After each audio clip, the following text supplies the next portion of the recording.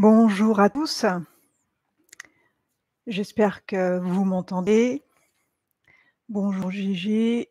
Attends, hop, ce qui est ajouté comme modérateur, voilà, toc, enregistrer. Bien, mais je suis ravie de vous retrouver. Dites-moi, si, le son il est OK. Son et image au top. Bon bah, merci Fatima, merci d'être là, toujours, avec moi pour ce live. Encore merci pour, bah, tous les modérateurs parce que c'est, bah, votre présence, elle est très importante. Ça évite, bah, que j'ai un œil sur, le chat et que je puisse me concentrer, vraiment, sur ce que j'ai à dire. Donc merci. Merci à vous. Donc je ne sais pas combien on est. Alors, donc, là, on va aborder, bah, le Moyen Âge. Donc, l'enquête que vous avez tous vue, hein, sans doute, sur, la chaîne, d'Alexis, donc sur les Sentiers du réel. Donc, voilà, pour une fois, j'ai fait différemment. Donc, voilà, je l'ai fait sur sa chaîne. Alors le titre, il était un petit peu mensonger, hein, ce n'est pas moi qui l'ai choisi. Dire que le Moyen Âge n'a pas existé, bon, c'est pas vrai. Il a été beaucoup plus court que ce qu'on pense, mais il y a quand même eu, bon, bah, quelques guerres, il y a quand même eu, des choses, de cet ordre, hein, malheureusement. Mais voilà, beaucoup moins étalé sur le temps. Donc nous, on voit que le Moyen Âge, il a duré environ 180 ans. Donc après la coulée de boue, ce qui, voilà, ce qui voudrait dire que pendant 180 ans, il n'y a pas eu de courant. En fin de compte, c'est toute cette époque où c'était à la bougie, OK? Mais bien avant, l'énergie libre, elle existait. Donc là, c'est encore, bah, un gros mensonge, on va dire, heu, un énorme mensonge même, par rapport à ça, hein. Donc maintenant, on nous fait payer le courant, alors qu'avant, il y avait une civilisation quand même relativement avancée, à l'époque de la Tartarie. Donc c'est un petit peu, mélangé tout ça, hein, la Tartarie, le Moyen Âge, quand on écoute les enquêtes, voilà, on se rend bien compte qu'il y a un sacré problème, hein. Donc pour ceux qui ne me connaissent pas, je suis Rachel Fortin, donc je fais de l'hypnose régressive ésotérique et je fais en plus à côté de ça donc des enquêtes sur les origines de l'humanité et sur, bah, voilà, tout ce qui m'intéresse en fin de compte, hein, donc des enquêtes, ont été faites sur, le gigantisme, sur, les Atlantes, sur, les pyramides. Voilà, enfin bon, il y a une trentaine d'enquêtes qui circulent, qui sont, bah, à voir pour, bah, comprendre en fin de compte, l'origine de l'humanité, toute cette chronologie, hein. Donc moi, je les ai fait un petit peu dans le désordre, mais après, eh bien, on remet le puzzle en place et c'est vrai que ça prend sens. Donc, notre histoire, eh bien, elle est beaucoup plus intéressante, je dirais, que ce qu'on nous sert, à l'école, hein. Mais bon, voilà, pour ceux qui font leurs recherches, eh bien, ont découvert tout ça, hein, en même temps que moi. Donc, moi, je fais mes enquêtes avec l'aide d'un télépathe. Donc un télépathe avec, une très bonne fréquence, qui lui-même, il est, connecté sur Mamakia ou sur Enora. Donc on travaille avec 2 entités qui vivent en 12D. Alors après, on n'y croit pas, enfin, on n'y croit pas. Chacun est libre, de penser ce qu'il veut, peu importe. Il y en a qui vont dire qu'on est connecté sur des démons. Bah, grand bien leur fasse, qu'ils croient ce qu'ils veulent, en fait, on s'en fiche. Moi, je prends l'information, je la diffuse à qui veut bien l'entendre. Donc on prend pas, chacun après voit midi à sa porte, chacun son niveau de conscience, voilà. Donc ceux qui viennent insulter, bah, en fait, si ça leur plaît pas, ils peuvent aller voir ailleurs, quoi, il y a pas de problème, hein. Et je pense que je suis, alors déjà moi j'ai lancé le concept des enquêtes, sous hypnose, OK, en 2016. Donc après, voilà, on m'a fait comprendre que c'était, bah, on m'a fait comprendre d'arrêter, hein. Donc il y en a d'autres derrière qui ont pris le relais. Hem, voilà, après il y a tout et n'importe quoi, c'est un peu le problème.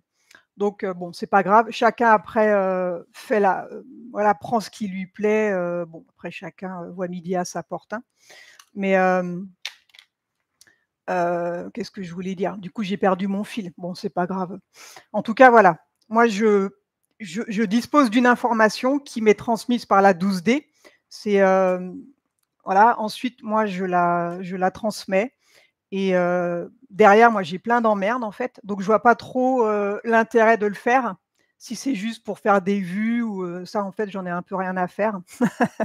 Ça, c'est quand même le cadet de mes soucis. D'ailleurs, je ne monétise pas mes vidéos, donc ça, il faut le savoir. Pour ceux qui disent que je me fais un fric fou, bah non. J'ai plus, voilà, des ennuis qu'autre chose à faire ça, à dire que Maël est de retour, à parler de la vraie histoire, je n'ai que des emmerdes derrière. Bon après voilà, je vais pas rentrer dans les détails, donc sachez-le quand même que ceux qui se mouillent, ils sont très embêtés, mais tant que j'aurai du souffle, eh bien je dirai quand même ce que je pense. Donc je précise que je ne suis pas suicidaire, mais bon, s'il m'arrive quelque chose, en gros, moi ouais, j'en ai rien à faire. De toute façon, après la mort, voilà, il y a plein de choses qui m'attendent, donc je n'ai pas peur de ça et j'estime qu'on a tous des enfants, on a tous des neveux, on a tous, voilà, des enfants dans notre entourage et si personne, bah, ne fait rien, je n'ai pas envie, moi, qu'ils aient, un avenir merdique, hein. On a quand même mis des enfants, au monde. C'est pas pour leur laisser, un monde, pourri. Alors quand on a conscience de ce qu'il se passe, eh bien, on se bat pour que les vérités, elles sortent et je fais partie de ces personnes-là, que ça plaise, ou non. Alors, est-ce que je vais regarder un petit peu le chat? Hem, alors la tartarie, la sauce tartare créée durant cette période. Ouais, je vois qu'il y a des petits malins déjà, ils sont là. Bien, alors je vais commencer donc l'enquête sur le Moyen Âge. Donc je vais reprendre et puis, au fur et à mesure, bah, je commenterai ou bien je répondrai, à vos questions. OK? Alors, donc il faut que je récupère mon texte. Je vais essayer de lire en même temps votre chat. Je le garde à côté de moi. Voilà. Allez, c'est parti. Alors, l'enquête sur le Moyen Âge. Alors, donc je parle au télépathe. Donc je préfère pas dire son nom, mais vous savez tous qui c'est, hein, parce qu'il préfère être discret, que lui-même il a été très embêté, hein. C'est pour ça que bon, bah, depuis, j'en parle pas trop. On ne me voit que moi et j'évite de mettre sa voix. Mais j'ai bon espoir que quand la cabale aura disparu, je vous remettrai les, séances, originales avec sa voix. Mais bon, pour l'instant, voilà, c'est une manière un peu de contourner, ce qui nous gonfle. Alors, dis-moi qui se présente à toi? Donc je m'adresse au télépathe, hein. Alors j'ai un homme d'une trentaine d'années devant moi. Il fait partie de la petite aristocratie, donc la classe moyenne si on peut dire et il s'appelle Geoffrey. Il s'appelle Geoffrey Albert de Guise. Il semble assez ouvert, comme s'il nous attendait. Donc il attend tes questions.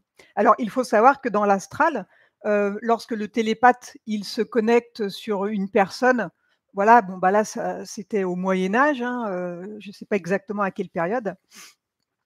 Eh bien, la Terre, elle est multidimensionnelle et on peut aller dans le futur et dans le passé. OK? Donc ça, c'est important à comprendre, même si pour certains, ça les dépasse, mais c'est pas grave, c'est quelque chose qui existe et donc le télépathe, il a accès à une personne qui vit à cette époque-là, en fait. OK? Donc et bah, il nous explique un petit peu, comment ça se passe.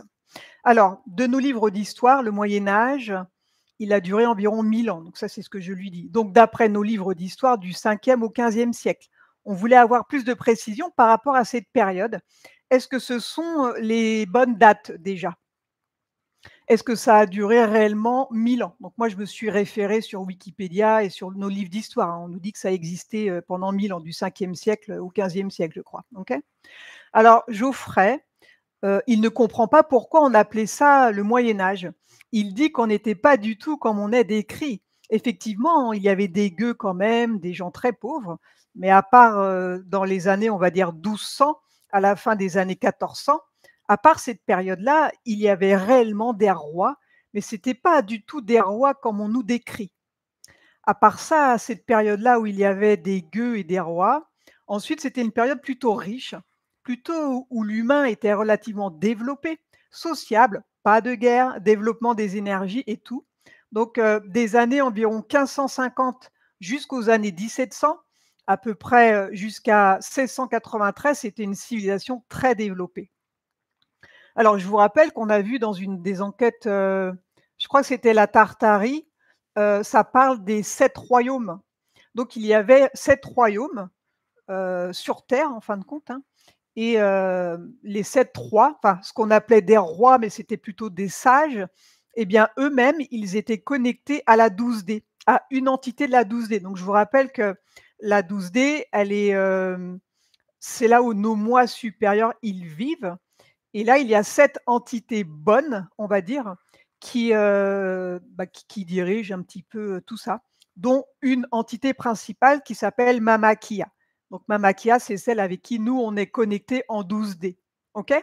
Donc ces 7 3, donc plutôt ces 7 sages existaient. Donc je dirais que la Kabbale, elle a copié en fait voilà, ce moment de l'histoire, ces rois, pour dire après qu'il y a eu des guerres avec ces rois. En fait, les rois, ils étaient méchants, ils,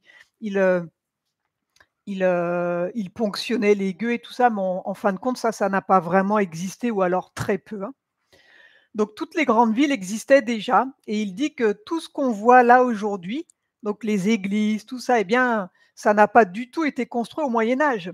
Elles étaient déjà là bien avant nous et bien avant eux. Il faut arrêter de croire tout ce qu'on raconte. Ensuite, on utilisait à profusion l'énergie libre. Donc très très tôt, l'être humain avait à disposition l'énergie libre. Donc là, je vous rappelle qu'on a fait une enquête sur l'énergie libre, hein. Vous pouvez aller la consulter, c'est très intéressant. Il n'a pas eu besoin de l'inventer, il n'a pas eu besoin de la chercher. On lui a apporté tout comme c'était prévu par la source. Ils l'ont utilisé. Donc c'est un droit pour les humains? Donc je pose la question, mais oui, tout le monde l'utilisait, hein. Elle a été utilisée jusqu'à ce qu'un grand déluge apparaisse en 1694. Toutes les grandes villes qu'on voit aujourd'hui, qui sont de nouveau habitées, ont été inondées. Elles étaient au minimum sous 3, 4, 5 mètres de boue, mais de la boue très compacte. C'était dû au glissement de terre de partout. Alors, je vous invite à regarder, enfin à chercher, hein. Il y a plein de photos qui existent encore, où on voit des villes, vides. En fait, il y a personne. Donc ça, moi, j'en ai vu pas mal passer sur VK, et puis, en fin de compte, les grands bâtiments, eux, ils n'ont pas été totalement, recouverts de boue. Ce qui fait que si on prend l'exemple de Paris, eh bien, les grands immeubles, on les voit toujours, mais ils ne sont pas aussi hauts que ce qu'ils sont en réalité. Et en fait, il y a 5 mètres de boue qui recouvrent, on va dire, les rez-de-chaussée. OK? On voit quand même, si on est un petit peu curieux, quand on se balade, on voit qu'il y a des endroits où il y a des fenêtres au rez-de-chaussée, enfin, il y a des fenêtres qui sont dans le sous-sol, quoi. Donc on se dit: «Mais c'est bizarre ça». Bah oui, parce qu'en fait, il y a eu des coulées de boue. Donc si on creuse, eh bien, on trouverait, on verrait que l'immeuble, il va beaucoup plus loin, et ce n'est pas le seul, ce n'est pas le seul déluge qu'il y a eu, hein. Il y a eu plusieurs déluges aussi, au temps des Atlantats. En fait, quand le mal, il est trop incrusté sur terre, eh bien la source, elle provoque un déluge. Donc grâce au firmament, au niveau du dôme là qu'il y a au-dessus de nos têtes, eh bien le dôme s'ouvre, et il y a des trompes d'eau qui tombent, et il peut pleuvoir pendant, des mois, jusqu'à ce que tout meure en fin de compte. La source, elle récupère les âmes, les corps, ils meurent, et ensuite il y a une nouvelle humanité qui s'installe, et le malheureusement, c'est que le mal aussi, s'installe, toujours. Donc là, comme nous sommes en fin de cycle, donc c'est 7 cycles de 26 000 ans, donc là nous sommes au 7e cycle, ce qui fait que le mal ne pourra plus revenir maintenant. OK? Si la source, elle arrive à le dégager, eh bien, ce sera terminé. Nous aurons une vie tranquille pour toujours après. Il ne pourra plus, revenir. Donc ça, c'est la bonne nouvelle. Donc ce déluge-là, c'est pas la source qui l'a prévu. Ce déluge, il vient du côté obscur. Alors il faut savoir qu'à cette époque, il y a eu un déluge de la source, et quelque temps après, eh bien, le mal a fait son propre, déluge. OK? Je tiens à préciser qu'il y avait des gens plus grands que nous qui vivaient avec nous en paix entre 1640 environ 1680, des entités qu'on ne connaissait pas, d'autres géants humanoïdes, mais vraiment on ne les connaissait pas. Ils avaient un sale aspect, ils n'étaient pas beaux de visage, ils n'étaient vraiment pas beaux, et ils ont tué d'autres géants, ceux qui étaient gentils avec nous, ceux qui vivaient en harmonie avec nous. Les ont tous tués, les ont enterrés à certains endroits. Alors ne pas oublier, qu'à l'époque du gigantisme, donc il y avait les Éartiens qui vivaient là, hein, donc les reptiliens, bipèdes, et les géants. Et ensuite, les, humains ont été, mis sur terre avec eux. Donc ces géants-là, à un moment, donc je vous invite à regarder l'enquête sur le gigantisme, eh bien la source leur a demandé de laisser leur place pour que les humains, ils puissent se développer et évoluer, ensemble. Donc les géants, eux, sont partis, mais quelques-uns sont restés. Donc bah, il y a eu toute cette descendance qui fait que, voilà, encore en 1600, il y avait encore des géants qui vivaient là, hein. Et on se rend bien compte que parfois il y a des géants, voilà, on leur dit: «Tiens, ils sont atteints de gigantisme, ils ont une maladie», mais en fait non, ils n'ont pas de maladie. C'est qu'ils ont de l'ADN, voilà, de géants qui, un jour, bah, je sais pas, il y a un bébé qui naît et puis il y a cet ADN qui ressort, mais c'est pas une maladie en fin de compte, hein.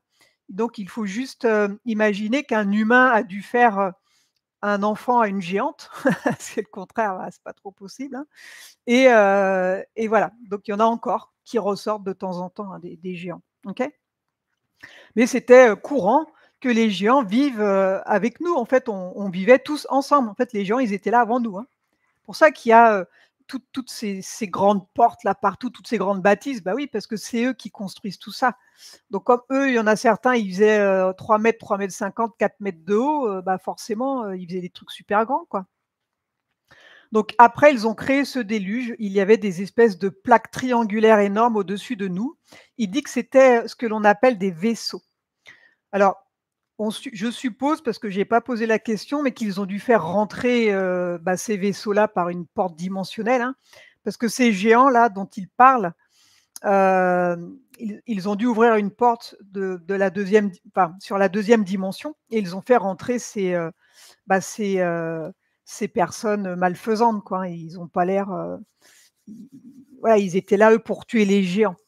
Donc soit ils les ont créés dans des labos, puisqu'en Antarctique, il y avait tout ça, ou soit, enfin voilà, je sais pas comment ils sont venus ceux-là, mais à mon avis par une porte dimensionnelle, c'est ce qui me paraît être le plus, logique, on va dire, hein. Donc ils ont commencé à envoyer comme des arcs électriques partout, et beaucoup d'entre nous avons été électrocutés et tués sur le coup.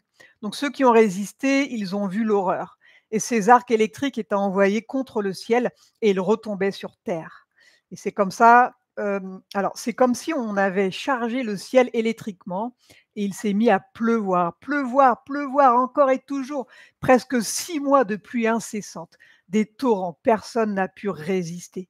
Tout a été rasé, tout a été inondé sous la boue. Donc moi je lui demande: «Mais il a plu, sur toute la terre?» Non, il faut croire qu'ils ont ciblé toutes les grandes villes en Europe, et pas que, aussi en Amérique, aussi en Australie, aussi en Chine, un peu partout. C'est pour ça qu'aujourd'hui vous avez des bâtiments qui ont un ou 2 étages, voire 3 sous terre complètement enterrés. Il dit qu'il suffit de creuser, de regarder, l'art avec laquelle les fenêtres sont taillées. Il dit: «Mais posez-vous les bonnes questions. Est-ce que si on voulait faire 3 hauteurs de sous-sol, est-ce qu'on aurait fait des fenêtres aussi belles? Pourquoi y a-t-il des fenêtres dans le sous-sol qui donnent sur de la terre? Ces fenêtres ont été bouchées par la suite». Donc il faut vraiment se poser les bonnes questions. Alors, est-ce qu'il y a des questions dans le chat par rapport à ce qui a été vu là? Est-ce que tout est OK pour vous? Beaucoup de traces de géants, mais oui, ils ont retrouvé des squelettes de géants, mais bon, ils les font disparaître, hein. Maintenant aussi, il y a beaucoup d'inondations, de désastres. Oui, mais bon, là, c'est HARP, donc c'est autre chose, hein, ça n'a rien à voir. Si, ça reste toujours la cabale. Donc s'il y a un pays qui n'obéit pas, il n'hésite pas, à créer un déluge, pas un déluge, à créer des inondations, hein. C'est un peu voilà, la problématique, hein. Il y a des traces de géants. Oui, oui, il y a des traces, bah, oui, il y a des traces de géants. De toute façon, si on regarde bien, si vous regardez aussi les arbres géants, il y en a plein, hein. J'ai fait une enquête là-dessus, hein. On voit bien que ça a été taillé, donc et puis voilà, il reste, le tronc de l'arbre en fait, à l'époque, les gens, ils ont demandé à la source s'ils pouvaient laisser des vestiges de leur monde en fin de compte, hein. Donc la source, elle a dit: «D'accord». Mais bon, maintenant, on nous fait croire que c'est des collines ou je ne sais quoi, mais en réalité, c'était des arbres qui étaient mais gigantesques. C'est vrai que ça dépasse l'entendement parce qu'ils font plusieurs kilomètres de haut et de large. C'est juste incroyable, en fait. Alors à la frontière belge a vécu le géant Atlas, il est décédé dans les années 70. Ouais, je sais pas combien il mesurait, mais bon, voilà, ça devait être un descendant, des géants, hein.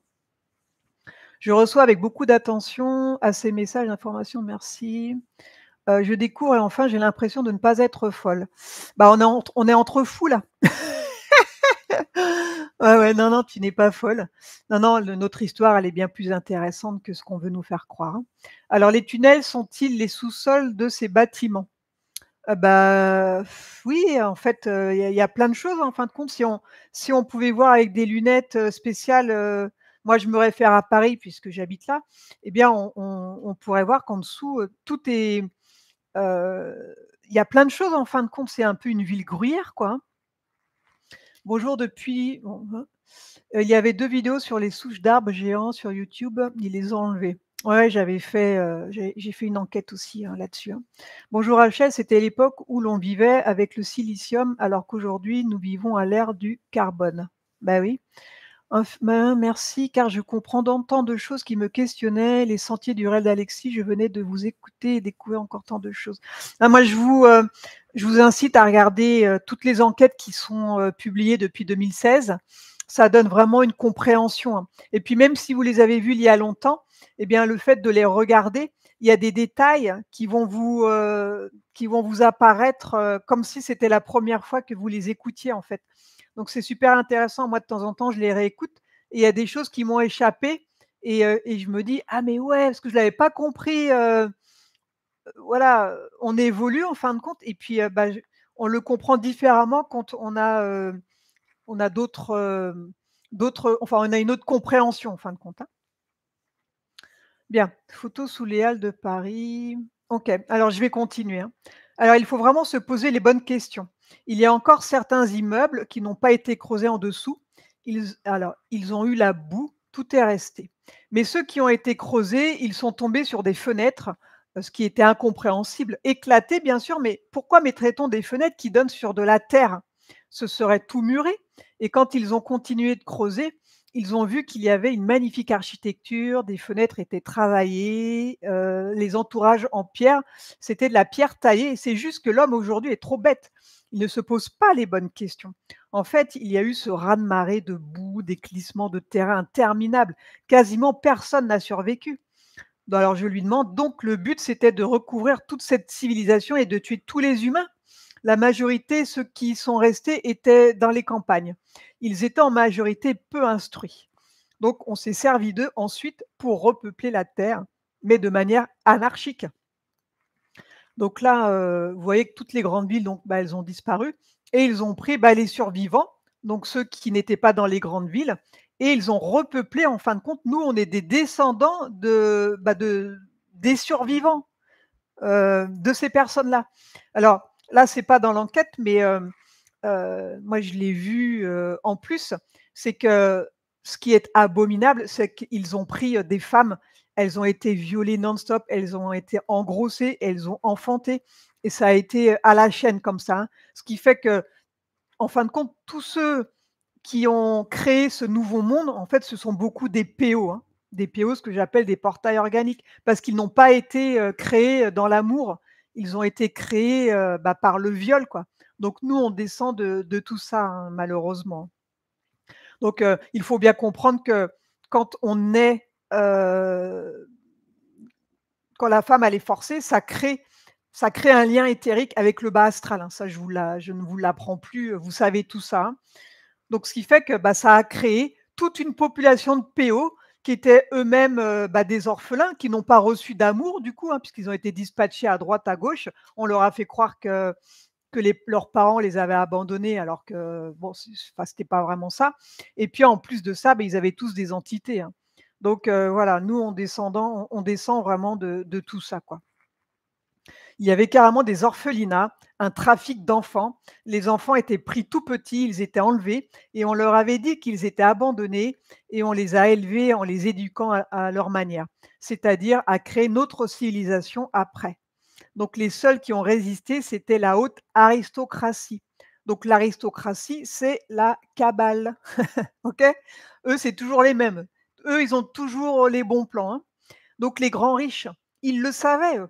Donc ils ont été mis à l'abri et c'est eux qui ont tout manigancé ensuite.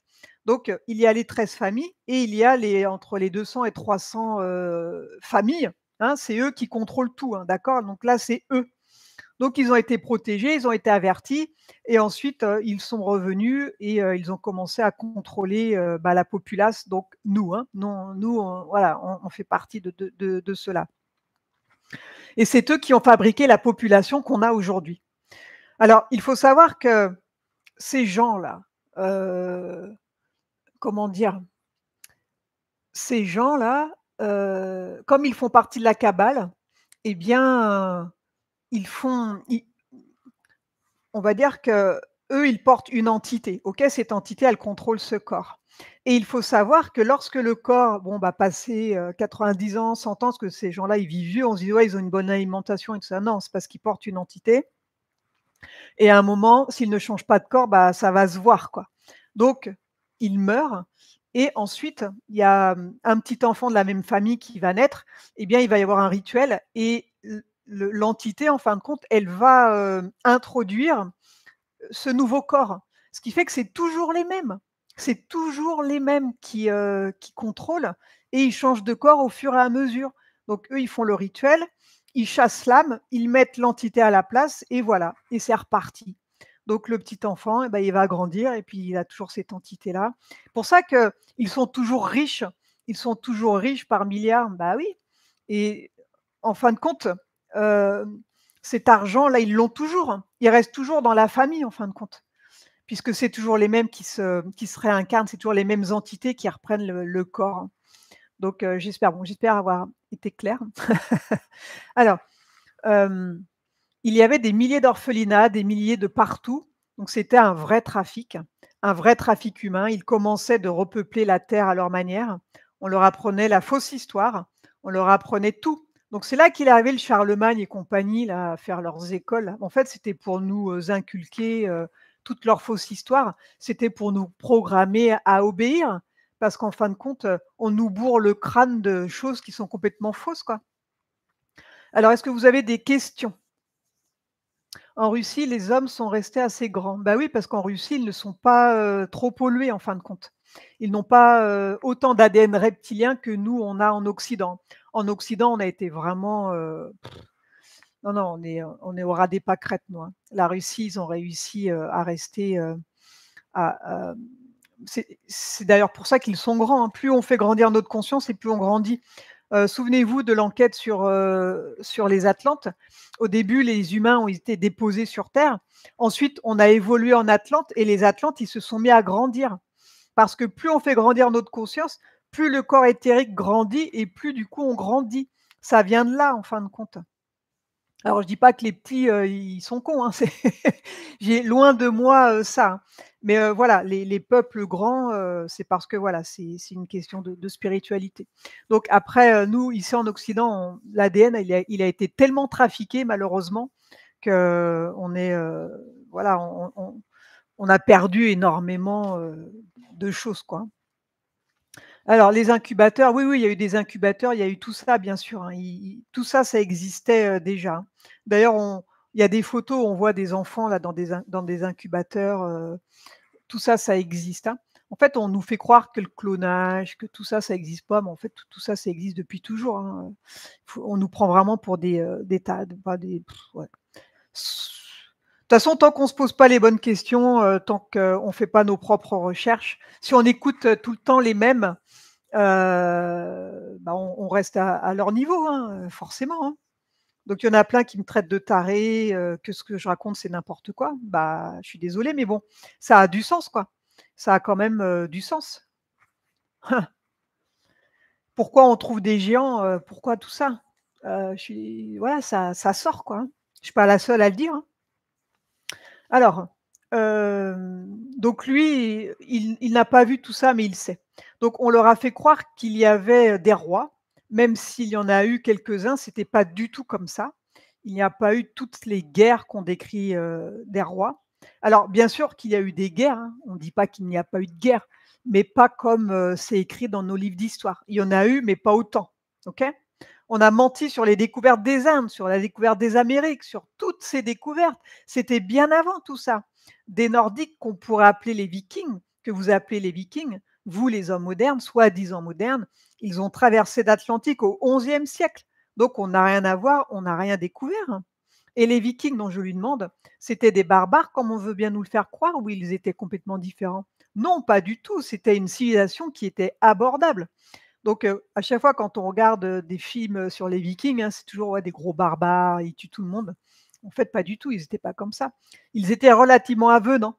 Par contre, ils avaient la réputation d'être très territoriaux. Donc si on approchait leur territoire dans un but de leur prendre, on repartait entre 6 planches. Donc voilà, ils se laissaient pas faire, quoi.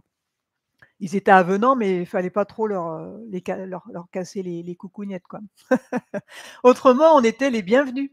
Donc très bien accueillis, c'était des gens très sociables. Le Moyen Âge, c'était tout sauf ce qu'on vous raconte dans les livres. Après ce grand reset, les enfants qui ont grandi, donc qui ont été formatés, ont commencé de repeupler tout doucement la terre. Les villes ont été nettoyées, des nouvelles rues se sont faites, mais une hauteur bien supérieure à ce qu'elles étaient avant. Certaines maisons sont toujours toutes enterrées dans la terre et les plus grandes, eh bien, il reste 3 ou 4 étages sur 5 ou 6.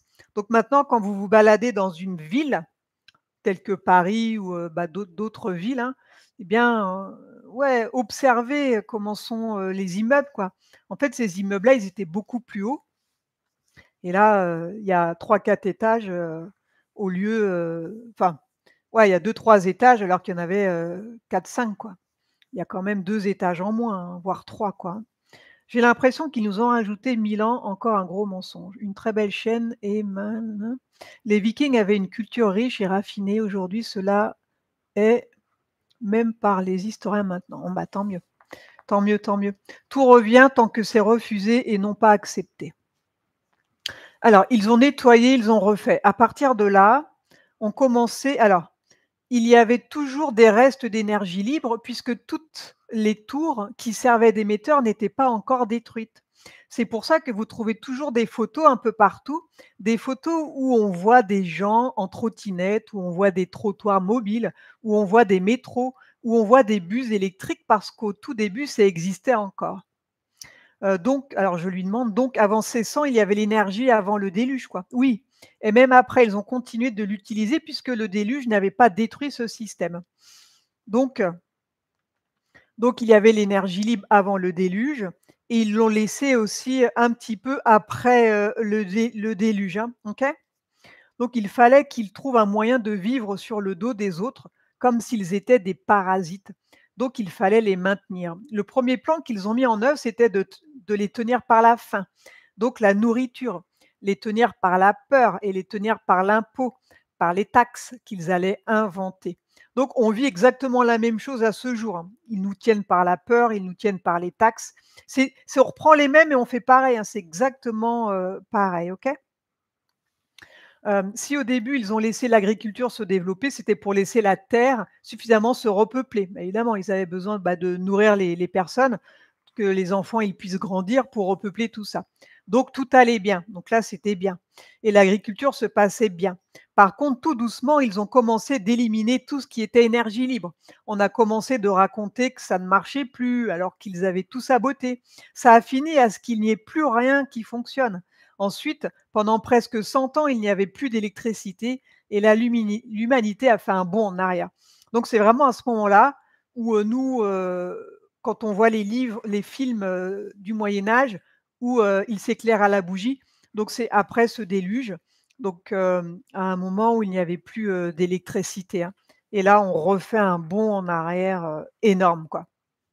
C'est énorme. C'est énorme comme ils ont pu, manipuler, en fait, les gens, quoi. C'est abominable, hein. On avait l'énergie libre pour tout, puis du jour au lendemain, enfin progressivement, hein, ils font ça progressivement, eh bien, on n'avait plus de courant, quoi. Donc on retour à la bougie, ça devait être, assez terrible, quoi, hein. Donc alors c'est bien pour ça que qu'en 100 ans, ils ont tout oublié.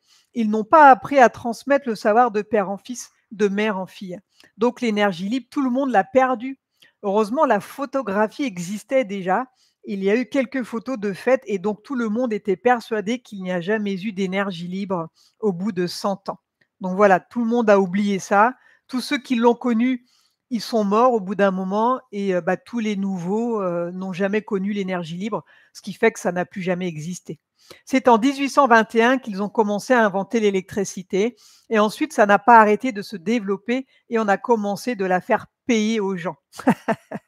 Ah ouais, si vous voulez en profiter, il faut payer. Eh oui, les vaches à lait, c'est nous. Ah, voilà comment a démarré l'après Moyen Âge et ensuite il fallait qu'ils nourrissent la peur des gens. Donc il y a eu plusieurs famines consécutives. Alors je vous rappelle que les reptiliens, les hybrides qui vivent ici parmi nous, donc nos contrôleurs, eux, ils détestent l'amour, ils détestent les hautes fréquences. Donc, eux, ils vibrent sur des fréquences basses, ce qui fait que la peur, la terreur, tout ce qui vibre bas, en fin de compte, eux, ils aiment ça. Donc, ils vont tout faire aussi pour faire vibrer bas les personnes. Ça, il faut pas l'oublier. Et quand on vibre bas, eh bien, le bas astral peut aussi interférer les gens. Donc, c'est tout bénef pour eux. Comme ils avaient inventé l'argent, il y a eu plusieurs cracks boursiers, tous contrôlés en réalité. Et ils ont aussi créé des fausses maladies, des fausses pandémies. Des personnes ont été contaminées. Elles passaient pour des malades, des contagieux. Là, c'est l'après-Moyen Âge. Donc, si vous voulez entendre parler du Moyen Âge, bon, c'était pas vraiment ça. Donc, pour en revenir au Moyen Âge, c'était vraiment une époque prospère. Il y avait une grande entente entre tous les continents. L'Antarctique n'était pas un mur de glace, c'était une mer qui donnait sur d'autres terres, d'autres continents. Peu de monde y avait accès, mais on y avait quand même accès. Il n'y avait pas de secret sur l'Antarctique et sur les terres qui étaient après l'Antarctique. Alors, je vous rappelle que nous, on est sur Gaïa. Gaïa, c'est énorme, ok? C'est énorme. Et il y a 7 continents, 7 plateformes qui sont sur Gaïa. Et les 3 premières plateformes sont habitées. Donc regardez, un nid de frelons, c'est un peu le même principe. Alors je sais que ça peut paraître incroyable tout ça, mais voilà, c'est ce qu'on trouve en fait de nos recherches sur la vraie forme de la Terre. Et du coup, on a cette illusion de vivre sur du plat parce que c'est tellement grand que du coup, ça fait plat. Donc on vit sur une terre plane, c'est plane.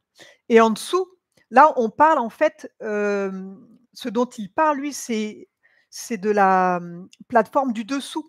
C'est là où vivent les hyperboréens. Donc là, c'est environ à 5000 kilomètres en dessous de là où on vit en fait. Ce qui fait que là, au moment où je vous parle, eh bien, il y a des géants, il y a des hyperboréens qui vivent en dessous.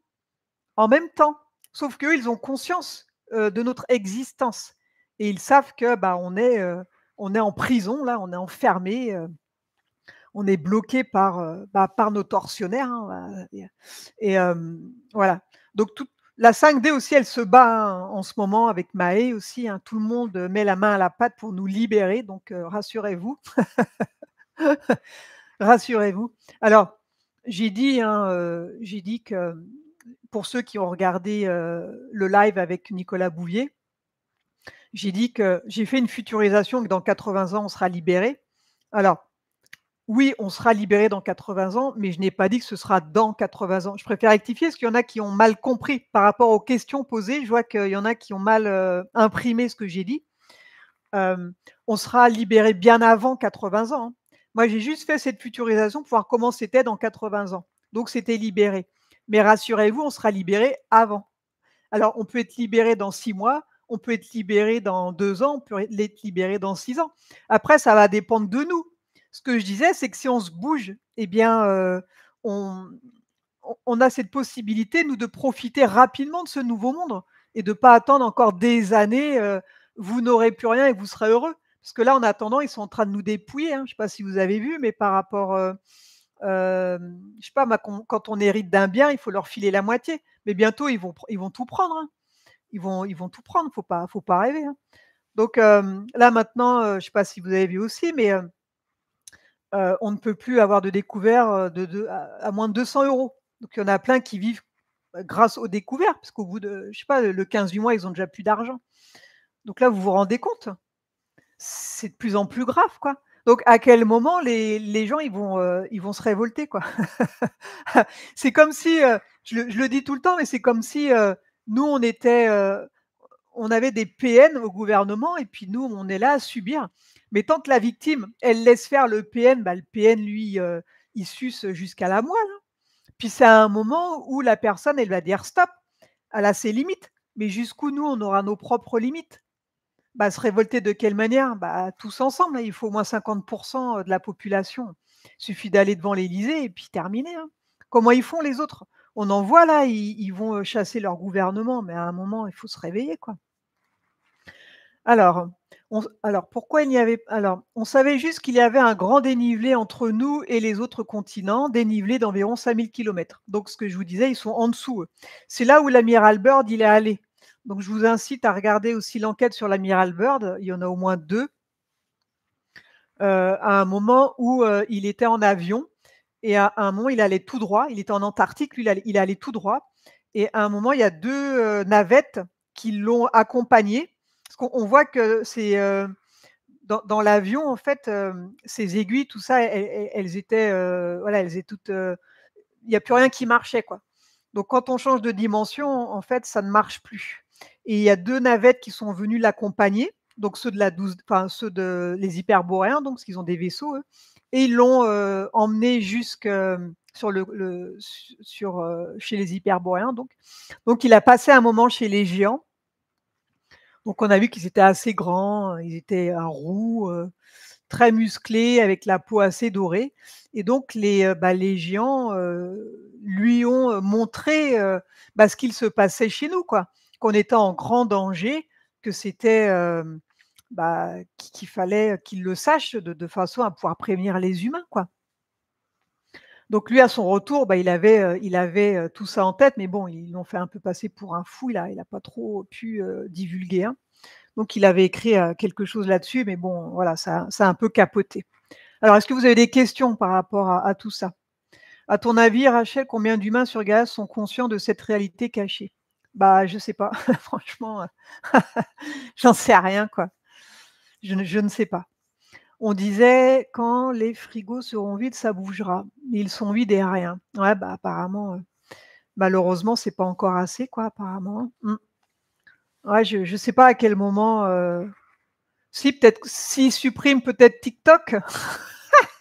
S'ils suppriment TikTok, s'ils suppriment les réseaux sociaux, peut-être que ça va bouger, j'en sais rien. Franchement, je ne sais plus quoi faire. Je vous avouerai que je suis affligée. Moi, ça fait depuis, 2016 que je suis au courant de tout ça, donc ça va faire 10 ans que j'en parle, qu'il y en a plein d'autres comme moi, qui en parlent, qu'on est au courant de ça et on se demande à quel moment et on voit bien que ça empire au fur et à mesure, hein. On voit bien que voilà, jour après jour, on nous retire, des droits, tout est contrôlé, tout est surveillé. Donc jusqu'où ça ira, j'en ai aucune idée, quoi. À quelle date réellement la coulée de boue a-t-elle eu lieu, s'il te plaît? Bah, je l'ai dit tout à l'heure, c'était en 1600, je sais plus 62, 63, un truc comme ça. Mais il y en avait déjà eu une avant que la source, elle a faite et ensuite il y a eu celle-ci de la Kabbale, hein.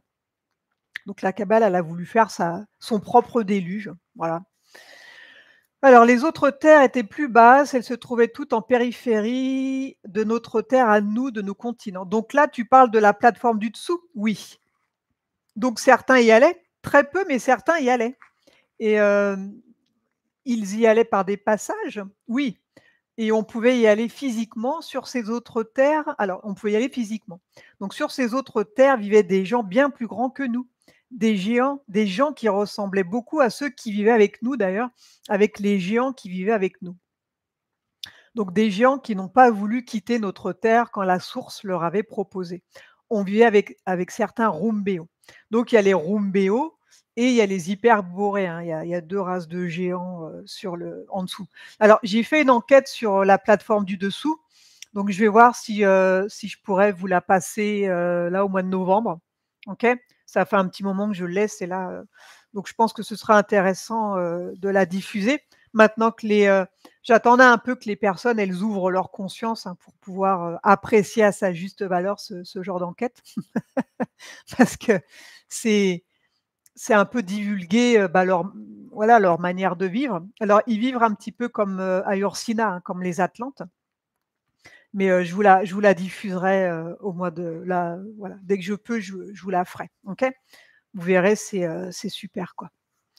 Alors, certains vivaient encore avec nous et on a retrouvé alors, de l'autre côté de l'Antarctique, tout le monde sait que la Terre est plate. On ne comprend pas cette folie de la Terre sphérique. À notre époque, toutes les cartes représentent une Terre plate. On connaissait les Amériques aussi. On connaissait aussi l'abondance, la richesse qu'il y avait dans toute l'Amérique du Sud principalement. Il y a beaucoup de choses qui se contredisent dans vos livres. Pendant le Moyen Âge, il y a bien eu des guerres parce que certains hommes étaient déjà contaminés. Alors quand on dit des hommes contaminés, c'est-à-dire que c'est des entités qui ont réussi à infiltrer des hommes. Ce qui fait que, bah, le bas astral après il contrôle un corps et après, bah, ça sème la zizanie. Alors évidemment, j'ai reçu aussi, des commentaires en disant: «Ah mais il y a eu des guerres quand même, gna gna gna». Bah, évidemment, il y a eu des guerres, mais pas comme ce qu'on nous raconte. Évidemment qu'il y a eu des guerres. Il faut arrêter de dire qu'il n'y a pas eu de guerre du tout. Ne me faites pas dire ce que je n'ai pas dit. Margot, il y a 85 de PO, hein, il y en a encore plus, hein. 70, non, c'est 85, donc on est quand même, très mal barré, quoi. Heu, alors il y a eu bien eu des guerres entre, le royaume qui aujourd'hui est composé du Portugal et d'une partie de l'Espagne. Ce royaume était le plus puissant de la terre. Ils ont effectivement envoyé du monde de l'autre côté de l'Atlantique, mais pas vraiment comme on nous l'a raconté. Ils n'ont pas trouvé cette terre par hasard. Tout le monde savait qu'elle existait. Ils y sont allés pour leur voler leurs richesses. L'énergie libre était accessible à tous. Tout le monde avait le droit. Elle était accessible, mais vraiment à tous. On avait fait croire à ces gens, à juste titre, puisque ça existait, qu'ils pouvaient avoir accès à des portes de téléportation dont une existe encore en Irak. Vous l'appelez la porte des étoiles. On leur disait qu'il fallait de l'or. Donc les conquistadors, qui en réalité étaient plus portugais qu'espagnols, sont partis en chercher là où ils ont trouvé, c'est-à-dire en Argentine actuelle, le Brésil, tout le nord du Brésil principalement. Ils en ont volé par centaines de kilos. En fait, cet or servait une nation qu'on pourrait dire extraterrestre. Il faudrait refaire une séance que sur ça. En fait, c'est les mauvaises Anunnaki, hein. Vous avez bien compris qu'eux, ils ont besoin d'or pour les portes et puis pour leur espèce de planète vaisseau, là, hein. Ok, Nibiru, là. Ils se faisaient avoir en fait. Ils remplissaient les cales de bateaux d'or et cet or ne leur servait pas au final. Mais à part cet extrait de l'histoire assez noir, c'était une belle période. On avait de la nourriture en abondance, on avait des hivers glaciaux, vraiment très très froids, et on avait des étés intenables. On était rarement en dessous de 40 l'été. Et tous les étés étaient comme ça, on le savait. On arrivait à avoir des amplitudes de 80 degrés entre l'hiver et l'été. C'était pas rare d'avoir des -30, -40 les hivers, et je parle de la France, et on avait des étés à 45 facile, 46, 47. C'était comme ça. Il n'y avait pas de réchauffement climatique comme on vous le dit aujourd'hui. La nature était ainsi faite. Donc là, encore une fois, eh bien, vous voyez que le réchauffement climatique, n'existe pas. Gaïa, voilà, elle évolue, c'est plus chaud ou plus froid. Vous avez vu les températures à l'époque en France? On peut s'estimer heureux, quoi, hein. Alors Jeanne d'Arc a-t-elle véritablement existé? Si oui, quelle était son oui, oui, elle a réellement existé, et c'était réellement une femme et elle était réellement, contactée par une entité, par la 12D en fait, hein. Donc oui, oui, elle a fait, de grandes choses et c'est réellement elle qui est morte sur le bûcher, hein. Parce qu'on m'a posé la question, donc je me suis renseignée. Donc c'était, bah, une envoyée de la 12D, hein. Ça a dû être très compliqué pour elle en tant que femme, hein, de se faire entendre. Donc elle est en fait, quand les personnes, elles ont la foi, qu'elles sont guidées par la source, eh bien, ça leur donne la force d'y aller. Même si c'est compliqué, elles y vont parce que la source, elles ouvrent les portes aussi. De la 12D, elles vont influencer certaines choses qui fait qu'elle va pouvoir, elle, mener des armées, quoi. Donc c'est assez incroyable son histoire. Peut-être qu'un jour je ferai, une enquête spécialement Jeanne d'Arc. C'est vrai que ça doit être très intéressant, sa vie, elle me donne envie en fait de la connaître, un peu mieux, quoi, hein. Les entités sans âme présentes sur terre, je connais leurs noms. Ouais, bah oui, il y en a pas mal, hein. Alors, quand on part du principe qu'ils sont 2,8 d'hybrides sur Terre, nous on est 10 milliards, ça en fait quand même beaucoup, hein. Il y en a énormément, hein. Donc c'est pour ça que c'est très long, hein. Maë, il est là, hein, il fait le ménage, mais bon, ça irait plus vite si, les populations, s'y mettaient, quoi. Alors la plus grande technologie, c'est notre conscience et notre âme et on va trouver notre conscience et notre âme originelle avec le Atlas. Alors, en ce qui concerne l'Atlas, pour moi, c'est des conneries ça, hein. Donc, je vois que tout le monde s'excite avec ça, mais il y a rien là-dedans, c'est du fake, hein. Je suis désolée si j'en déçois quelques-uns là, mais, faut arrêter avec l'Atlas là, hein. Ça, c'est, du bullshit, hein, OK? J'ai vérifié, c'est n'importe quoi. Alors tout le monde, voilà, ils sont tous contactés par je ne sais quoi là, mais ça c'est encore un truc pour faire peur, je ne sais pas. Il y en a qui disent qu'il y a des reptiliens qui vont sortir de là, mais c'est n'importe quoi. Alors Anne de Bretagne, non, je n'ai pas d'infos, sur elle. Ah là là, nous avons déjà la vie éternelle. Et oui, tous ceux qui ont une âme, l'âme elle est éternelle, donc en fin de compte, voilà, nous on fait une expérience sur terre là, mais notre en fait, c'est faut vraiment faire attention à tout ce qu'on fait. Hem, Parce que notre âme, elle est éternelle, donc tout ce qu'on fait de mauvais, on le paye derrière, hein, il y a le purgatoire, hein, je vous préviens, hein. D'ailleurs sur, l'enquête sur les hyperboréens, juste avant je parle du purgatoire. Donc ça vous donnera une petite idée, de ce que c'est. Et d'ailleurs je vous invite à regarder, Nos Solars, donc je le dis tout le temps, mais je le répète, ce film-là est bien représentatif de la 12D et au début, lui, il se retrouve au purgatoire. Donc tout le mal qu'il a fait, tout son côté égoïste là, eh bien, il le paye, plus ou moins au purgatoire et après, bah, on attend qu'il demande pardon, hein, en fait, une fois qu'il a fait grandir sa conscience de tout le mal qu'il a fait, eh bien, il demande pardon et là, ceux de la 12D, ils viennent le chercher, il a accès à la 12D. Rachel porte l'esprit de devrait-on tous s'y mettre? De Sekhmet, je sais pas ce que c'est ça. Les particules d'or se mangeaient en Inde il y a longtemps. OK, ouais, peut-être. C'est les bou ouais, je sais pas pourquoi, je vois pas le rapport. Alors, je vais continuer parce qu'il y a rien d'intéressant dans le chat. Alors, la nature était ainsi faite, on le supportait, on était heureux, on mangeait avec les saisons, on vivait avec les saisons, c'était une manière assez communautaire de vivre. Donc oui, je vous parlais des hyperboréens, donc bah, ils en fait, tout Gaïa vivait comme ça avant quand c'était bien, hein. La 3D, là où on est, avant, c'était la 5D, hein. C'était comme, la plateforme du dessous. Donc nous, on a régressé, donc voilà, on est devenu ce qu'on est devenu, du coup, c'est hyper lourd au niveau de la matière, on est lourd, on est plombé par le bas astral, mais ceux d'en dessous, ils sont bien, eux. Alors à cette époque, il n'y avait que du troc et pas d'argent. L'argent n'existait pas et les louis d'or, tout ça, même si aujourd'hui on en trouve, ils n'ont pas servi à ce qu'on dit. Ils n'ont pas été faits, ils ont été faits bien plus tard. Donc ça aussi, c'est encore un gros mensonge, hein. Est-ce que Louis IX a réellement existé? Je ne sais pas, hein, j'ai pas fait tous les rois malheureusement. Donc c'est vrai que ça pourrait faire une enquête spécialement sur les rois, donc ceux qui ont réellement existé. Ceux qui n'ont pas existé, ceux qui ont été inventés, voilà, il y a plein de choses, c'est difficile sur 1000 ans, voilà, ça représente quand même beaucoup de recherche, hein. Donc voilà quoi. Alors si vous étiez prisonnier, ils ont été faits bien plus tard. Alors si vous étiez poissonnier, vous échangiez de la viande contre des œufs, contre des légumes et chacun se débrouillait comme ça. Un charpentier allait réparer un toit, il était nourri en échange. C'est juste un exemple. On mangeait aussi très rarement de la viande. On avait un fonctionnement pas vraiment, comme les Atlantes, mais on leur avait un peu déteint dessus. Donc vous vous souvenez, l'enquête sur les Atlantes? Eh bien, bah, ils vivaient comme ça, hein. Donc voilà, ils avaient un peu ce mode de vie, quoi. Chacun exerçait le métier dans lequel il se sentait le plus à l'aise, dans lequel il était le plus performant. C'était ainsi. Le Moyen Âge n'a jamais été ce que vos livres vous disent. Il n'y avait pas de guerre pour les territoires, ne l'a jamais eu. Il y avait le respect de la souveraineté de chaque terroir. on respectait les dialectes, on respectait les traditions. Il n'y avait pas de religion non plus, contrairement à tout ce qui se raconte. On connaissait l'existence de Jésus, mais la messe et les églises n'étaient pas du tout pratiquées comme aujourd'hui. Les églises ne nous appartiennent pas. C'étaient des géants qui dépassaient les 3 mètres, qui ont construit les églises, pour ne pas dire même 4 mètres. C'est pour ça que les portes sont si hautes.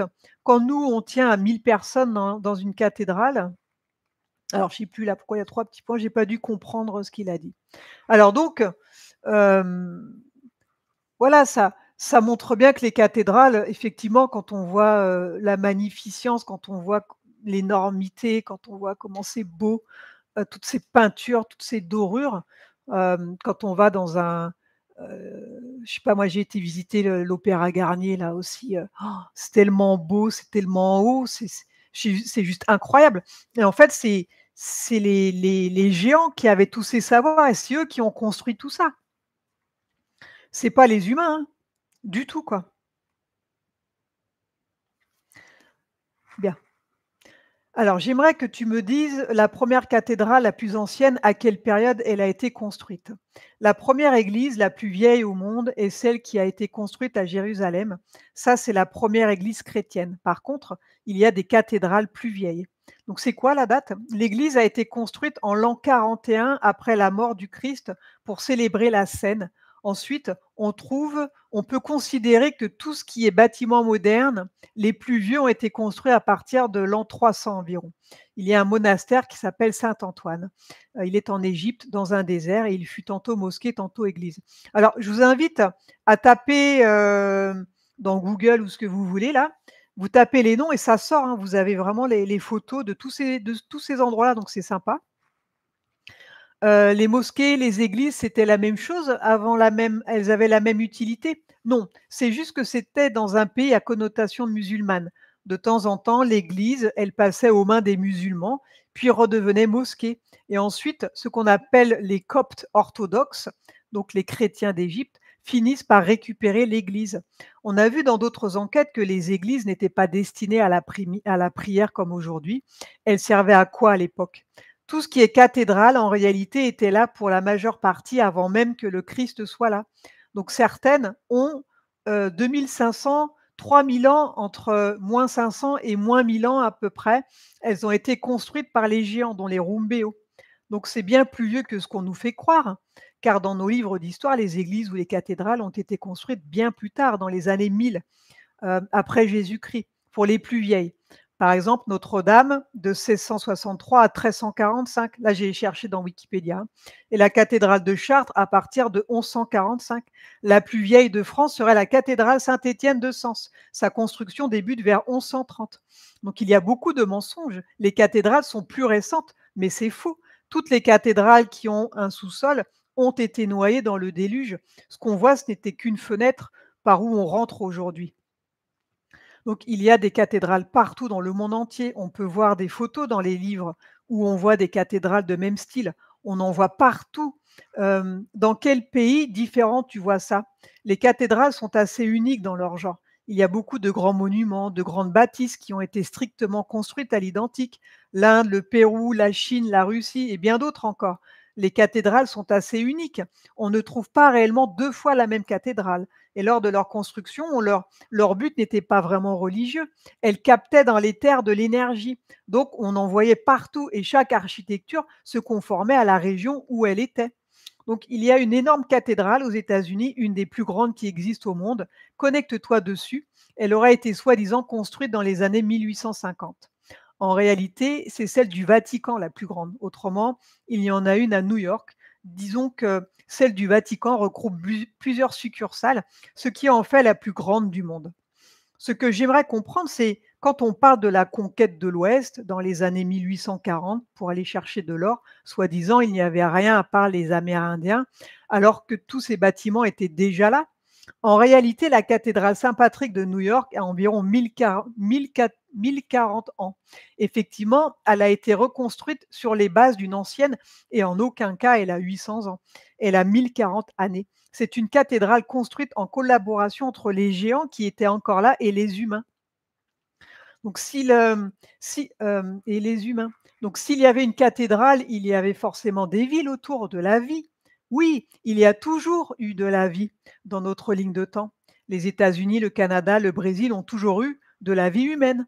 Donc on nous fait croire qu'il y avait des Indiens qui ont été tués, puis la conquête de l'Ouest, la ruée vers l'or. Quand les Portugais sont partis à la conquête des Amériques, c'était vraiment le vrai nom, la conquête, puisqu'ils savaient sciemment que ces continents étaient déjà occupés. Ils sont allés là-bas pour piller, ils voulaient de l'or pour alimenter les portes des étoiles. Ce n'est pas du tout comme on nous raconte. Donc quand ils racontent qu'ils ont tué tous les Indiens, tous les bisons, c'est vrai, ils les ont chassés de certaines terres, oui. Alors je précise qu'il y en a plein qui ont été tués aussi, hein, parce qu'il y en a qui disent «Oh, mais ils ont été tués, gna gna gna». Bah oui, évidemment, quand on dit ils les ont chassés, évidemment qu'il y en a eu il y en a qui ont été tués. Mais ce qu'il faut comprendre, c'est qu'il n'y avait pas que les Indiens. Il y avait aussi les villes, elles étaient déjà habitées, quoi. Il y avait aussi des géants qui vivaient là, même aux États-Unis, mais oui. Donc il y avait des cathédrales dans le monde entier, dans plein de villes différentes, avec des humains, des géants, l'énergie libre, c'était une civilisation avancée. Alors je précise que d'après Wikipédia, il y avait 600 églises à New York et une bonne vingtaine de cathédrales. Les cathédrales captaient l'énergie, elles ont toutes des rosaces, elles faisaient comme un résonateur, elles servaient à amplifier. À l'origine, il n'y avait pas de verre dans la rosace. Et quand le vent traversait ces rosaces, qui ressemblent beaucoup à l'arbre de vie, le vent, en passant, sifflait à l'intérieur de la cathédrale et ça faisait une résonance. Et cette résonance faisait vibrer l'énergie qui était captée dans l'éther. En vibrant, cette énergie se décuplait, le vent rentrait par la rosace et sortait par le chœur de la cathédrale, où aujourd'hui les curés, les évêques ont mis l'autel de la prière derrière eux. Il y a aussi comme des fenêtres, des vitraux qui n'existaient pas à l'époque, tout était ouvert. Le vent, en traversant la rosace, ressortait là-bas derrière. Ce qu'on pense être le chœur de la cathédrale était l'endroit où le résonateur était le plus puissant. Donc, elles n'ont jamais été bâties pour honorer des dieux. Donc, voilà, ça aussi, c'est incroyable, puisque les cathédrales, elles n'étaient pas là pour faire des prières, en fait, à l'époque, c'était comme des générateurs. Non, mais c'est juste, ça dépasse l'entendement quand même, hein. Alors, est-ce que vous avez, des questions?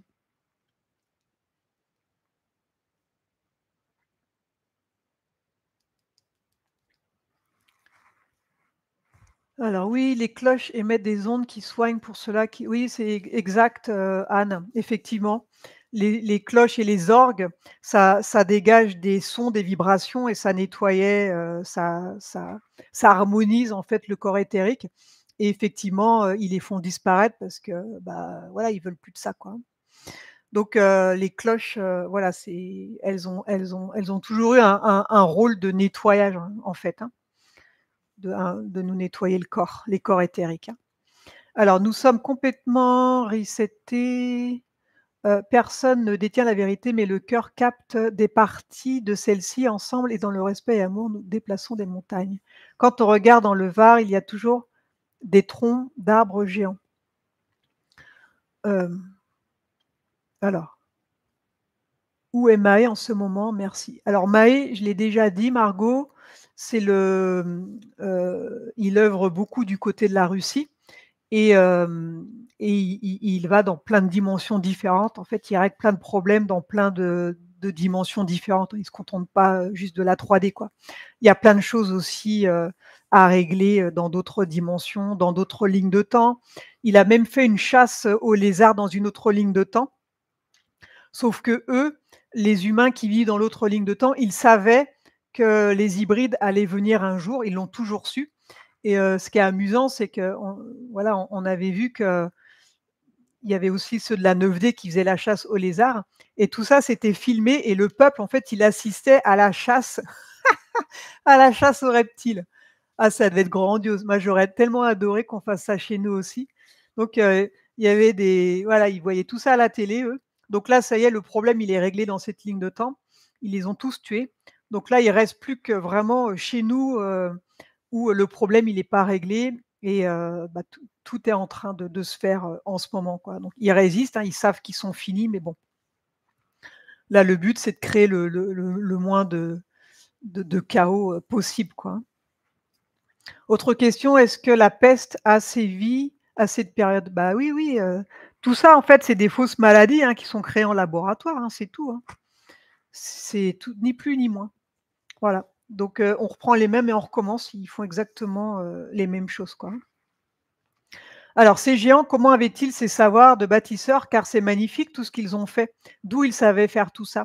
Ils l'ont depuis une éternité et la source leur a donné l'accès, les plus anciens temps des plus anciens temps que l'on puisse imaginer, et ils ont entretenu ce savoir, ils l'ont partagé, ils l'ont communiqué aux générations plus jeunes, toujours encore et toujours. Donc il faut savoir que si vous regardez l'enquête sur le gigantisme, hem voilà, moi j'étais remontée à moins 50 000, hein, avant Jésus-Christ. Donc les géants, bah, ils vivaient déjà là et là, ils ont déposé les humains à ce moment-là, mais ils avaient déjà, eux, tous ces savoirs. C'était déjà très beau, à l'époque. Tout ce qu'ils construisaient, c'était déjà magnifique. Donc cette énergie a perduré jusqu'à environ 1831-1832 et ils ont commencé, de tout détruire. En ce qui concerne les châteaux forts, les châteaux, les vrais, ont bien servi de rempart. Ils protégeaient une population à l'intérieur et ceux qu'on voit de forme assez ancienne, qui ont des meurtrières sur leur façade, oui, ceux-là ont principalement servi à se protéger. Il se raconte même que certains géants ne pouvaient pas pénétrer ces châteaux. C'est comme s'ils avaient été construits pour ne pas que les géants viennent et c'est pour ça qu'ils sont si hauts. Il y a des ponts-levis pour ne pas que les géants de 3 mètres viennent. Ça a été construit parce qu'il y a eu une époque où l'humain était tellement mauvais avec les géants que les géants ont voulu s'en débarrasser. Ils se sont protégés ainsi.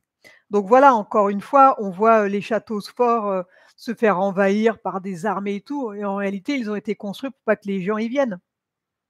Regardez dans Game of the Thrones, on a vraiment un peu tout ça, quoi. C'est vraiment un mix de tout ça, hein, l'armée de Satan, on a les géants, on a tout ça, en fait, hein. Il y a d'ailleurs un dessin animé qui est sorti comme ça, L'attaque des Titans, donc je vous invite à regarder aussi, c'est vrai que ce dessin animé, il est intéressant.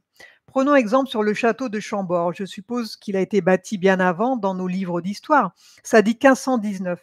Il est bien plus vieux que ça. Il permettait de capter de l'énergie, une énergie énorme. Il daterait des années 1000. Alors quand on va là-bas, parce que moi j'y suis allée, on voit comme des grandes cheminées énormes. Soi-disant, ils disaient qu'il faisait toujours très froid dans les châteaux. Donc s'ils avaient accès à l'énergie libre, j'imagine que les cheminées servaient bien à autre chose. Oui, les cheminées captaient l'énergie, certaines n'existaient pas, elles ont été rajoutées plus tard. Toutes les parures qui sont à l'intérieur des châteaux, la majorité ont réellement servi de cheminées, mais à l'origine, les conduits servaient à transporter une quantité de photons énorme. Donc ça, c'est les particules élémentaires, hein, ça transporte une quantité d'énergie spécifique. C'est avec les photons qu'on crée l'électricité. Les photons captaient dans l'éther. Ils étaient conduits de force dans ces canalisations, mais la cheminée ne sortait pas du toit. Chaque cheminée, chaque conduit rejoignait une pointe, un clocher qui captait l'énergie. Mais alors, Chambord était une habitation ou rien à voir? Quelle était son utilité de base? Il est devenu habitation que plus tard. À la base, ce n'était pas du tout une habitation. C'est devenu une habitation une fois qu'ils ont été complètement démantelés de leur fonction primaire, c'est-à-dire à partir d'environ 1830. Alors, est-ce que vous avez des questions par rapport à tout ça? Donc, on apprend que Chambord, en fin de compte, c'était pas du tout un château à la base, quoi, hein. C'était pas du tout un château, c'était voilà, c'était une espèce de centrale électrique et ça allait sur les autres endroits, en fait, ça distribuait du courant, quoi, tout simplement, hein. Et sur les cathédrales, il y avait quand même des statues saintes ou non? Je sais pas. Alors Géraldine, des souvenirs d'Atlante. Autre question, est-ce que la peste a sévi? Attends, je suis loin. Chambord est magnifique. Ouais, désolée, mais je pense que non, c'est juste pour manger, les astres. Les astres des cheminées ne sont pas assez profonds pour accueillir du bois. Bon, je continue. Alors, on nous a fait croire, aussi au Moyen Âge qu'il n'y avait pas vraiment d'endroit pour faire ses besoins. Comme c'était une civilisation avancée, j'imagine qu'il y avait tout ce qu'il fallait. Mais oui, il y avait ce qu'ils appelaient des latrines, des conduits et les gens, en général, c'était le long d'un mur extérieur. C'était souvent caché par un rideau et les gens sont posés. Il y avait un trou, un conduit et tout tombait dans le conduit. Donc ça, c'était l'époque d'avant. Les femmes n'avaient pas leur grande robe? Non, Même du temps des grandes robes, il y a toujours eu des latrines. Ils ont toujours eu un endroit pour faire leurs besoins. Donc quand on nous dit dans les livres d'histoire qu'ils étaient sales, qu'ils étaient des gens dégoûtants, c'est faux. Bah, c'est exactement ça, hein. En gros, si on se réfère à l'histoire, on descend du singe et étions dégoûtants. Pourquoi est-ce qu'il y a eu autant de châteaux dans les pays de la Loire? Car il y a énormément de constructions de châteaux dans ce coin-là. Pour rappel, d'après Wikipédia, il y a 50 000 châteaux forts en Europe. Il y aurait 13 000 en France et on estime à 3 000 châteaux en France. Ils sont répartis principalement dans la région Centre-Val de Loire et Pays de la Loire. Les châteaux style Renaissance seraient plus de 400 en France. Les plus célèbres, il y a Chambord, Ambroise, Chenonceau, Clos-Lucé. On évalue à plus de 450 châteaux en ruine en France. Il en existe sûrement davantage. Le nombre monterait à 1 millier.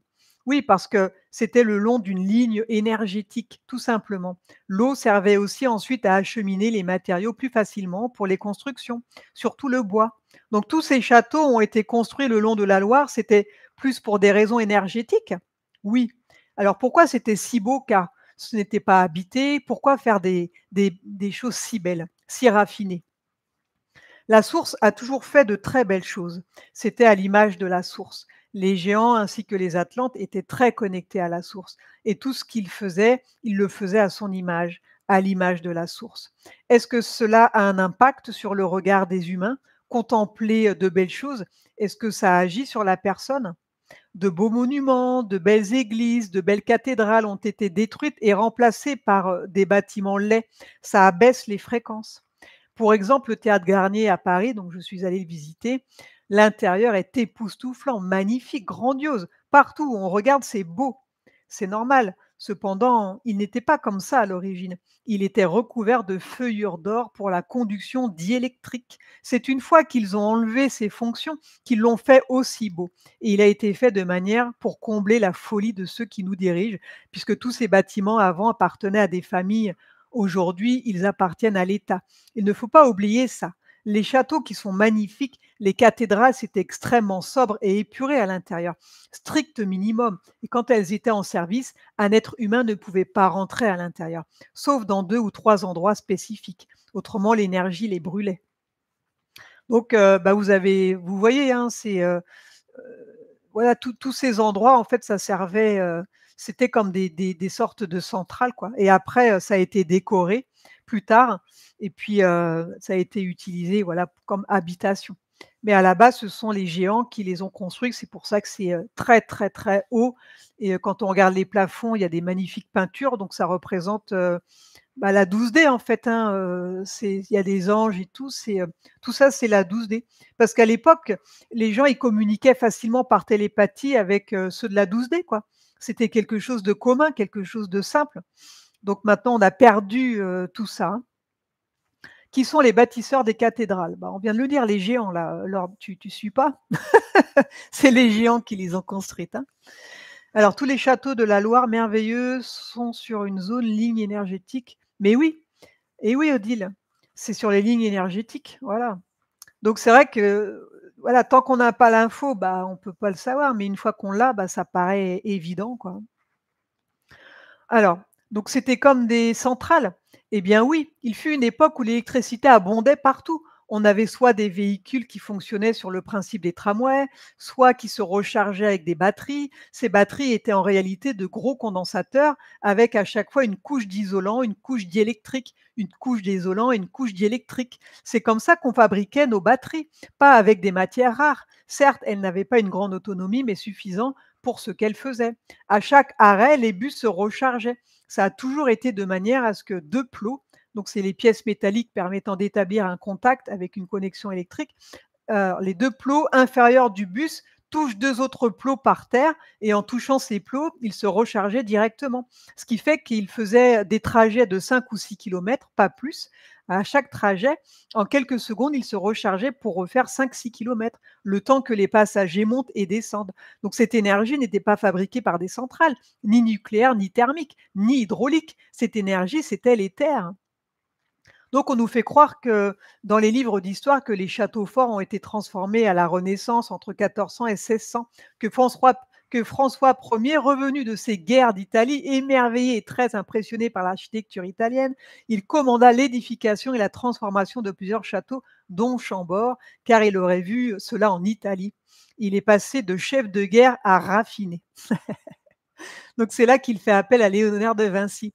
Donc la Renaissance est un canular. Léonard de Vinci avait en réalité, il avait découvert lui la vraie fonction de ces bâtiments. Ils existaient déjà quand Léonard de Vinci était là. Il a inventé quelques machines, il fut énormément stoppé et il a fini par découvrir ce qu'il se tramait réellement.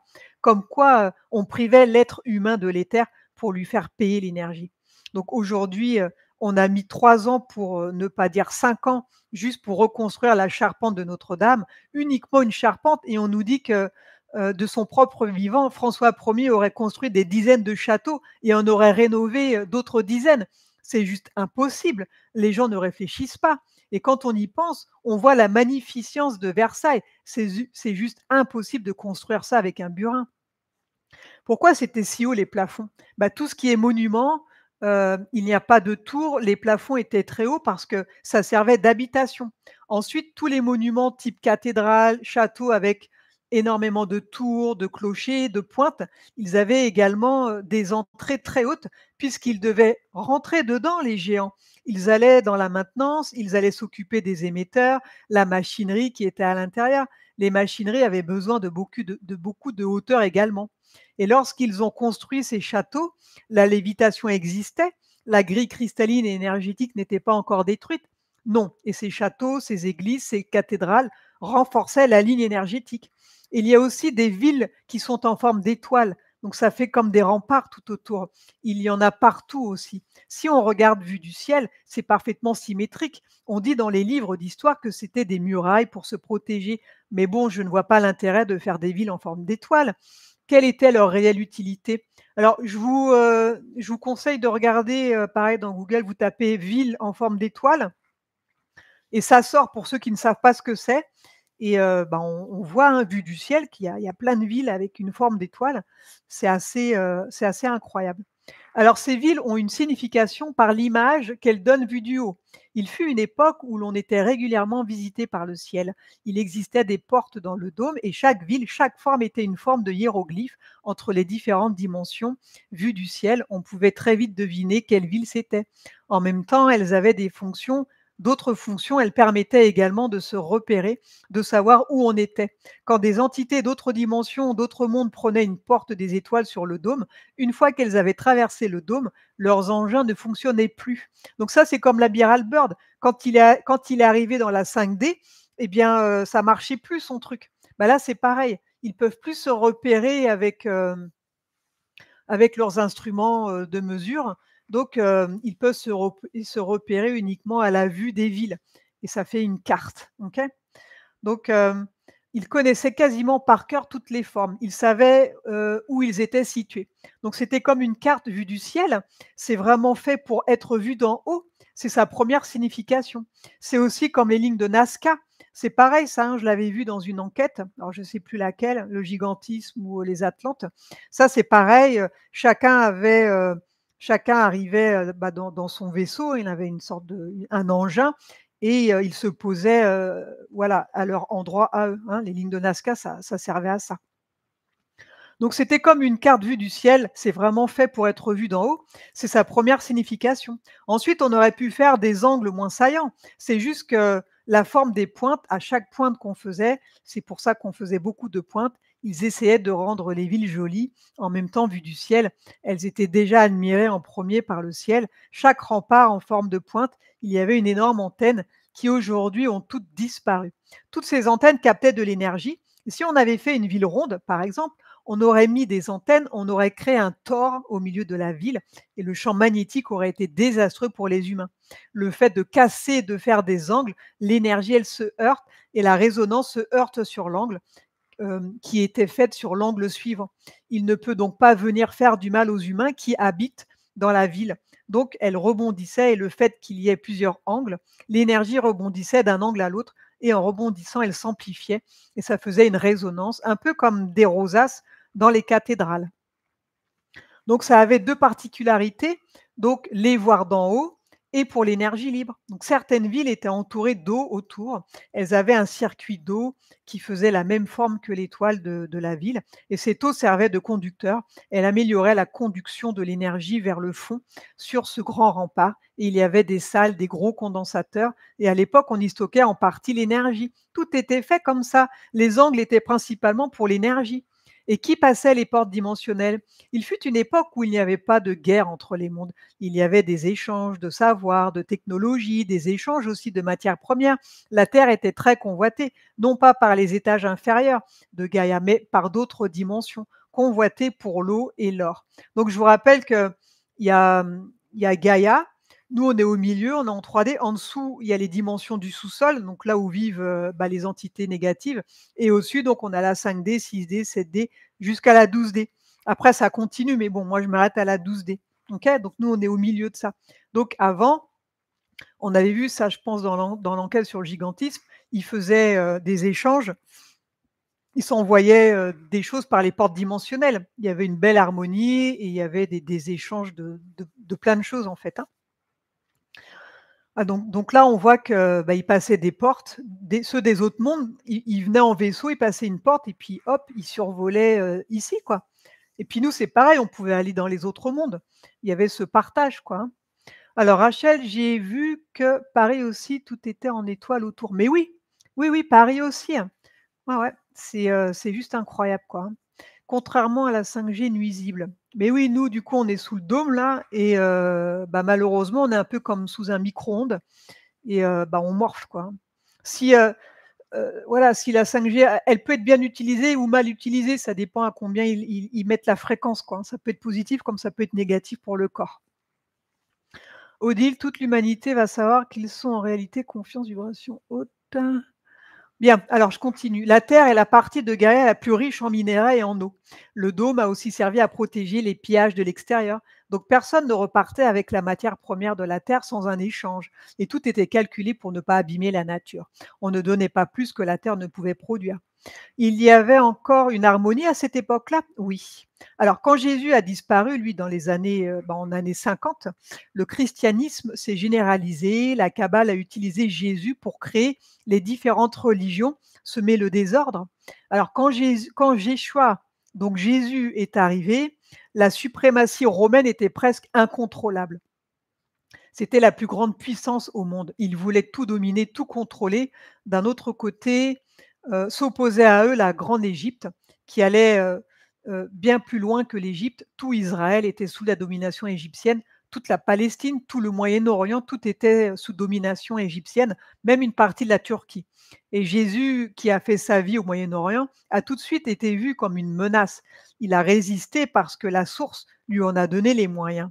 Et une fois qu'il est décédé, eh bien, ils se sont servis de son nom pour créer la religion qu'il n'a jamais inventée. Ce qu'on appelle le christianisme, le catholicisme, n'a jamais existé, ni même la religion orthodoxe ou musulmane. Tout est inventé depuis la mort du Christ. Créer des religions pour diriger le monde, monter les uns contre les autres pour mieux les contrôler. Donc beaucoup de choses que le Christ a dit ont été inversées. Ils l'ont vu dans les autres. Alors on l'a vu ça dans les autres enquêtes. On l'appelait même le roi des Juifs. Il n'a jamais été le roi des Juifs, il était juste hébreu. Il n'a jamais dit de créer le christianisme. Il apprenait aux gens de prendre soin d'eux. Il apprenait aux gens à aider leurs prochains. Donc, à l'époque de la Rome antique, le monde allait vers la perversion. Le Christ a réussi à venir pour remettre les personnes dans le droit chemin, remettre de l'ordre. Alors, je vais m'arrêter là. Donc, ça nous fait penser un petit peu à ce qui se passe aujourd'hui. Donc, à l'époque romaine, eh bien, voilà, c'était tout et n'importe quoi, c'était la perversion. Hein. Donc le Christ, il est venu il y a 2000 ans pour remettre les humains dans le droit chemin, parce que, parce que si tout le monde écoute ce que prône la Kabbale, en fait, hein, les Romains c'était la Kabbale, hein, eh bien, on va droit dans le mur, quoi.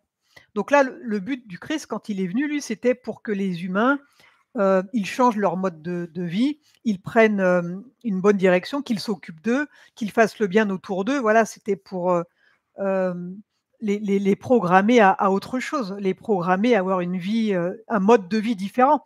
En fait, c'est chaque personne qui doit travailler sur lui-même. C'est aime-toi et comme ça tu pourras bien aider les autres. Ça c'était vraiment, ce que le Christ il est venu prôner lui. Donc c'est vraiment très important de s'aimer soi, de faire ce travail. S'aimer soi et aimer, les autres et faire le bien autour de soi. Donc là on voit que bah, actuellement en Occident, on va dire que c'est un petit peu comme, la Rome antique, hein.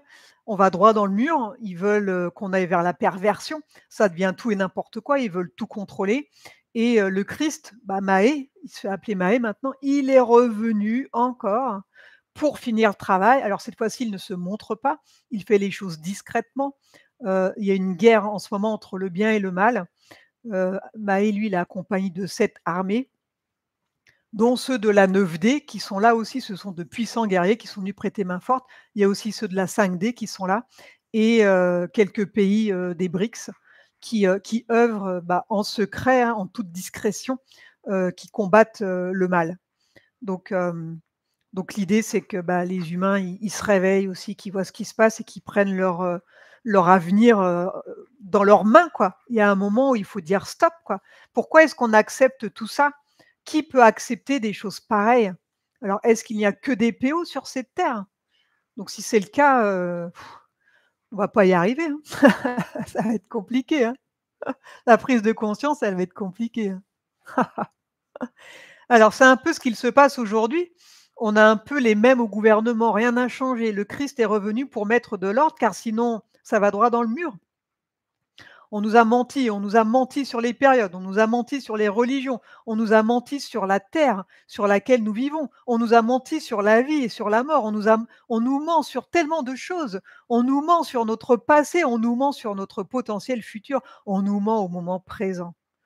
On est aussi, on est aussi dans une forme, holographique. C'est-à-dire que la matière n'existe pas vraiment comme on pense qu'elle existe. C'est bien pour ça que l'énergie libre existe réellement.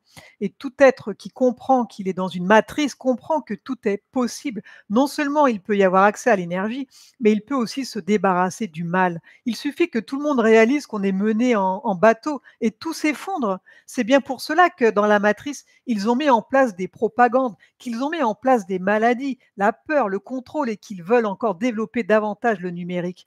L'identité numérique serait notre fin, une catastrophe humaine. Seul l'Occident va inaugurer cette méthode qui va gravement se retourner contre ceux qui l'ont mise en place. Il ne faut pas avoir peur du futur, parce que le futur va détruire le mal. Ils le savent. Et ils peuvent faire tout ce qu'ils veulent. Les 20 prochaines années, leur sort est scellé. La source va reprendre ses droits. Gaïa est déjà en train de les reprendre. Donc vous voyez que c'est plutôt positif, voilà, les choses se mettent en place, le mal, il va reculer. Donc là, on parle dans 20 ans, donc c'est déjà mieux que 80 ans, hein. Mais bon, dans 20 ans, c'est encore trop loin. Donc si on se bouge, ce sera avant, quoi. Alors pour en venir à l'exposition universelle, on voit des vieilles photos avec plein de magnifiques bâtiments. Ils ont raconté qu'ils avaient été construits pour l'événement, puis détruits à la fin de l'exposition universelle. Qu'est-ce que c'était en réalité? Eh bien, la plupart des bâtiments et des monuments qui ont servi aux expositions universelles ont disparu. Les soi-disant expositions universelles sont des excuses pour pouvoir démonter ces magnifiques bâtiments. En réalité, il n'y a jamais eu réellement d'exposition dedans.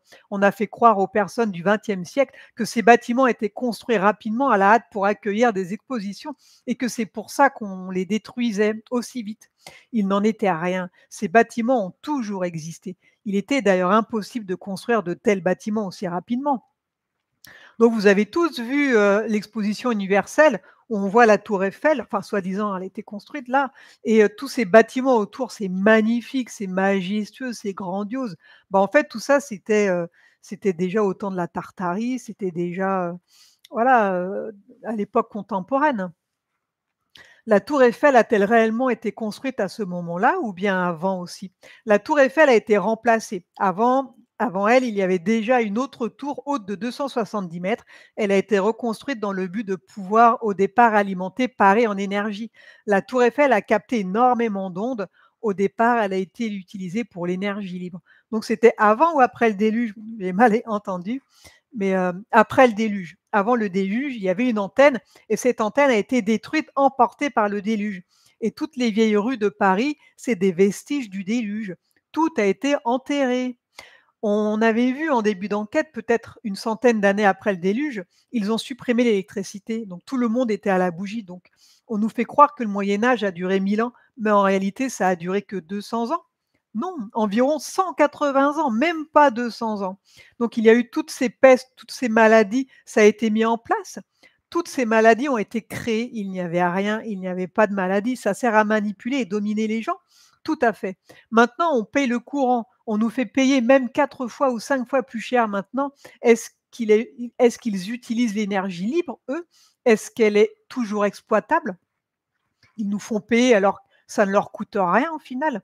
Il y a un gros paradoxe sur ça. Si on calcule toute l'énergie consommée en France et toute l'énergie produite, on a consommé environ 2,8 fois plus qu'on ne produit, ce qui veut dire que l'énergie ne vient pas que des centrales. Donc il y a forcément de l'énergie qui est injectée, de l'énergie autre que celle de nos centrales. Il y a donc une possibilité que cette énergie libre est utilisée et nous la font payer. Je pense qu'aujourd'hui, elle est utilisée, mais uniquement par ce qu'on appelle l'élite. Ils, ils nous ont toujours menti. Et quand on est sorti du soi-disant Moyen Âge, qu'il y a eu cette pseudo-exposition universelle, tous ces chevaliers avec leurs grosses armures, ça a réellement existé tout ça? Pas vraiment. Les rois, c'était qui? C'était quoi? Alors, les rois, c'était qui? C'était quoi leur utilité? Ils ont existé, mais tout a été déformé. Les rois étaient bien vus du peuple. Ils prenaient soin de leur population. Ils ne profitaient pas de l'argent du peuple. On a provoqué une révolution française qui n'avait pas lieu d'être. En fait, le cycle humain est une longue programmation. Ça fait déjà plus de 5000 ans. Ils ont mis des plans en route et tout prend forme tout doucement. Le seul problème pour eux, c'est qu'ils se sont fait dépasser par leur propre situation, se sont pris à leur propre piège. Aujourd'hui, les technologies qu'ils ont, ils nous ont donné au compte-gouttes, au fur et à mesure des années, en nous faisant croire au progrès. Ça se retourne contre eux et leur plan est en train de capoter, ils le savent. Eux, ils programment sur le long terme. Au fur et à mesure, ils mettent leur plan à exécution. Oui, c'est exactement ça. En fait, c'est une longue programmation, hein. Eux, ils ont le temps. Comme je vous dis, les entités, elles vivent dans le bas astral et à chaque fois, ils changent de corps. Donc, ils peuvent être là pendant des millénaires. En fait, ils sont éternels grâce au rituel qu'ils peuvent faire. Parce qu'une entité, elle ne meurt pas. On ne peut pas tuer une entité dans l'astral. Et une entité, à partir du moment où elle prend un corps, eh bien, elle vit sur Terre. Après, elle meurt et elle prend un autre corps. C'est un peu comme nous. Mais sauf que eux, voilà, ils profitent des humains, ils profitent de leur richesse. Le métro de Moscou, une merveille, ça change de la laideur de Paris. Bah, c'est clair. On voit par qui est dirigé Moscou, hein. Bien. Alors, donc là, on est arrivé à la fin de l'enquête et je voulais aussi aborder les ballons dirigeables parce qu'il y avait aussi ces ballons dirigeables qui existaient à l'époque et ils étaient rechargés eux aussi par l'énergie libre ou de l'hélium. Je ne sais même plus comment ça marchait ces trucs-là. Et à un moment, ils ont fait brûler l'avion et ils ont dit que c'était trop dangereux, enfin pas l'avion, le ballon, pardon. Et après, il y a eu un truc comme ça, je vous voilà, je vous invite à vous renseigner de ça. Je ne sais plus le nom, hein, j'avais regardé et les gens avant, ils faisaient carrément la traversée de l'Atlantique en ballon, ça coûtait rien, ils étaient hyper nombreux. Donc ça, ils ont détruit ça aussi, pour forcer les gens à prendre l'avion. Mais voilà, ce ballon dirigeable, ils ont mis le feu un jour et ils ont fait croire à un gros accident, alors c'était un false flag en fin de compte, hein. C'est eux qui ont mis le feu, ils ont dit: «Ouais, c'est trop dangereux, on arrête ça». Alors c'était un moyen de locomotion, super sympa, pas très cher et beaucoup de gens pouvaient se déplacer comme ça. Donc ça aussi, c'est encore un gros mensonge, de l'histoire, hein. Alors Jésus et Marie-Madeleine ont une descendance. Bah oui, ils ont eu des enfants, ils ont eu 4 enfants, une fille et 3 garçons et pardon, ils ont eu 4 enfants, donc une fille non 3 filles et un garçon. Ce que je veux dire, c'est qu'ils ont eu une fille, avant de prendre la porte, avant de partir en France et ensuite ils ont eu 3 autres enfants, en France, hein. Aussi, ce qu'il faut comprendre, c'est qu'ils il y a des bruits de couloir aussi, qui dit que, Jésus, en fin de compte, il serait né à Saint-Nazaire. Enfin voilà, il y a toute une histoire comme ça. Alors là, il y a un gros amalgame. En fait, il y a, Jésus, lui, il est né, à Bethléem comme on l'a vu dans les autres enquêtes et là, en fait, ils font l'amalgame avec ce nouveau, Jésus, là, dans des temps modernes, en fait. Donc il ne faut pas, tout mélanger. Mais là, il y a un gros amalgame avec ça. Donc certaines personnes ont des informations par rapport, à ça. Donc c'est Maé, en fin de compte, il mélange avec la vie de Maé et avec la vie de Jésus. OK? Donc voilà, c'est, faire attention à ça. Donc effectivement, donc il serait né en France et pas à Bethléem, mais c'est parce que c'est Maé et c'est pas le Jésus, d'il y a 2000 ans. Parce qu'il y a celui des temps modernes qui est là et qui combat en fait, il c'est sa 7e vie bis, donc il est venu finir le travail, OK? Et là, comme on est en fin de cycle de 26 000 ans, là, c'est le dernier cycle, ce qui fait que, là, toutes les entités qui sont chassées, en fait, ils tuent les reptiliens et comment dire? Leur partie éthérique, elle est envoyée au niveau zéro. Donc tous les chefs là, tous ceux qui portent des Goa'uld, tous les Anunnaki qui font chier en fait ici, eh bien ils sont tués et la partie éthérique, elle est envoyée au niveau zéro. Ce qui fait que le niveau zéro, ces entités, elles ne meurent pas, mais elles ne peuvent plus se développer. Elles ne peuvent plus, revenir. Donc ça, c'est important aussi le côté éthérique. Il y a plein de choses, qui doivent être faites aussi de ce côté-là. Donc c'est pas juste en les tuant qu'on les stoppe, c'est aussi en envoyant cette partie éthérique au niveau zéro qu'ils ne pourront plus, revenir sur terre et se réincarner. Ce qui fait que là, le mal, il ne pourra plus jamais revenir. Et il y a autre chose aussi, c'est que les prochains humains, il faudra donc, les éduquer aussi comme au temps des Atlantes, à positiver, à avoir un mode de vie sain aussi pour ne pas se faire, contaminer, par du bas astral. Parce que ça, le bas astral, eh bien, on peut pas l'éliminer, non plus. C'est par rapport à notre mode de vie qu'on ne se fera pas, contaminer par le bas astral. Je sais pas si je suis claire? Des fois, j'ai l'impression de me répéter. Mais, donc voilà. Donc c'est pour ça que je dis tout le temps: positivez. Quand vous avez un problème, dites-vous qu'il y aura une solution. Parce que dès que vous commencez à pleurer sur votre sort, à être pas bien, à pleurer, à broyer du noir, ça crée un égrégore et l'égrégore, il va créer une entité. Donc attention à ça, attention, à votre manière de penser, punaise, c'est hyper important.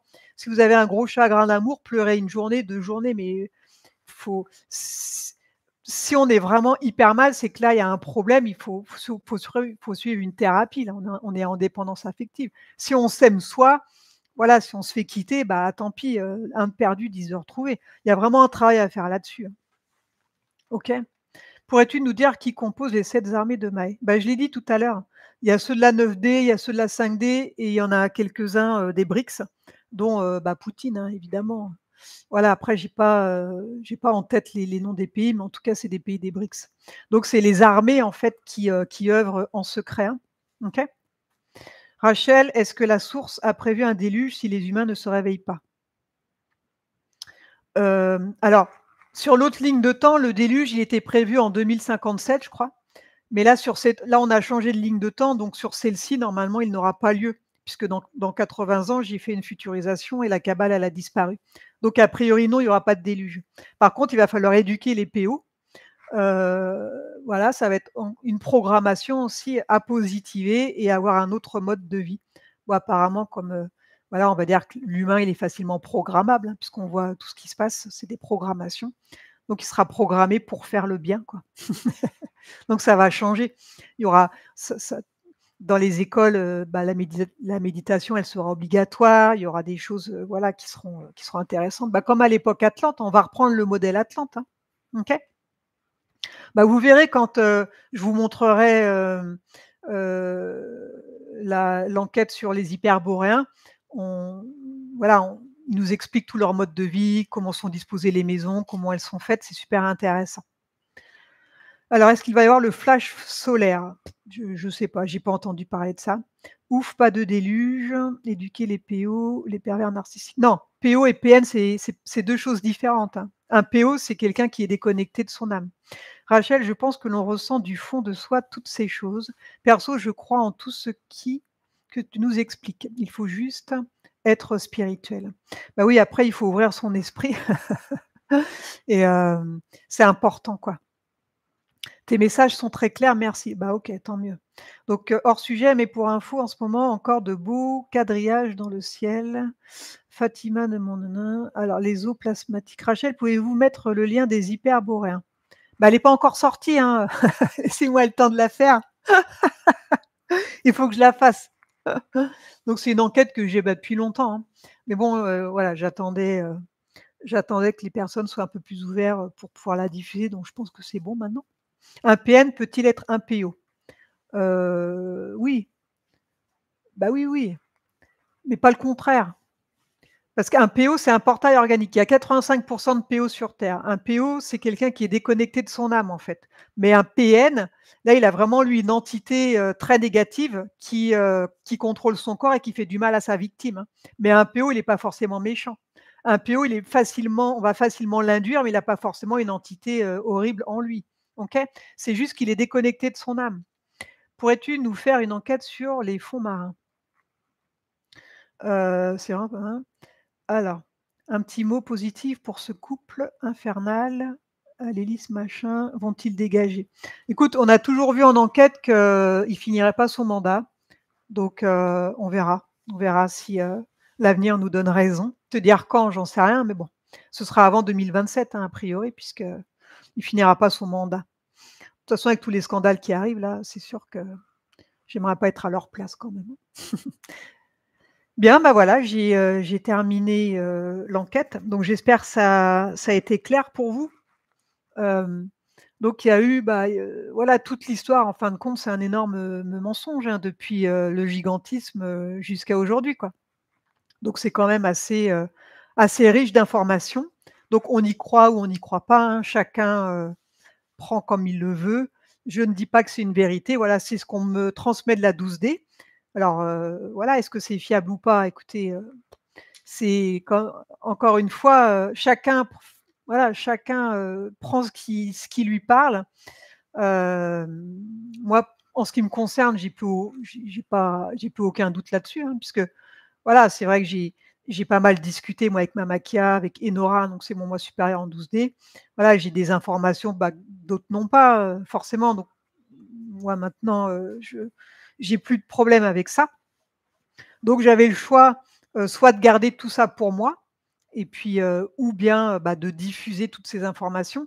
Donc beaucoup me disent: «Ah, tu fais plein d'argent avec ça». Bah non, je monétise pas mes enquêtes. Je prends du temps pour, le faire. Donc moi, j'ai vraiment à cœur, bah, de vous transmettre toutes ces informations. Donc j'espère que ça fait grandir, votre conscience et puis, voilà, hein, quoi dire d'autre? J'ai plus des emmerdes qu'autre chose, derrière, quoi. On va pas se mentir, hein.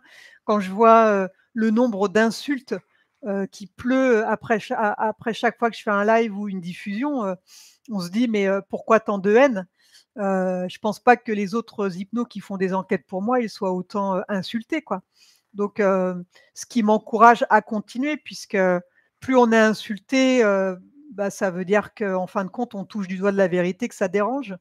Donc, bah, grâce à eux, toutes les petites vidéos sur TikTok là, et bien, voilà, il y en a plein qui m'ont connue comme ça aussi donc, bah, au final, bah, merci, merci. Ça fait toujours l'effet inverse, au final donc voilà.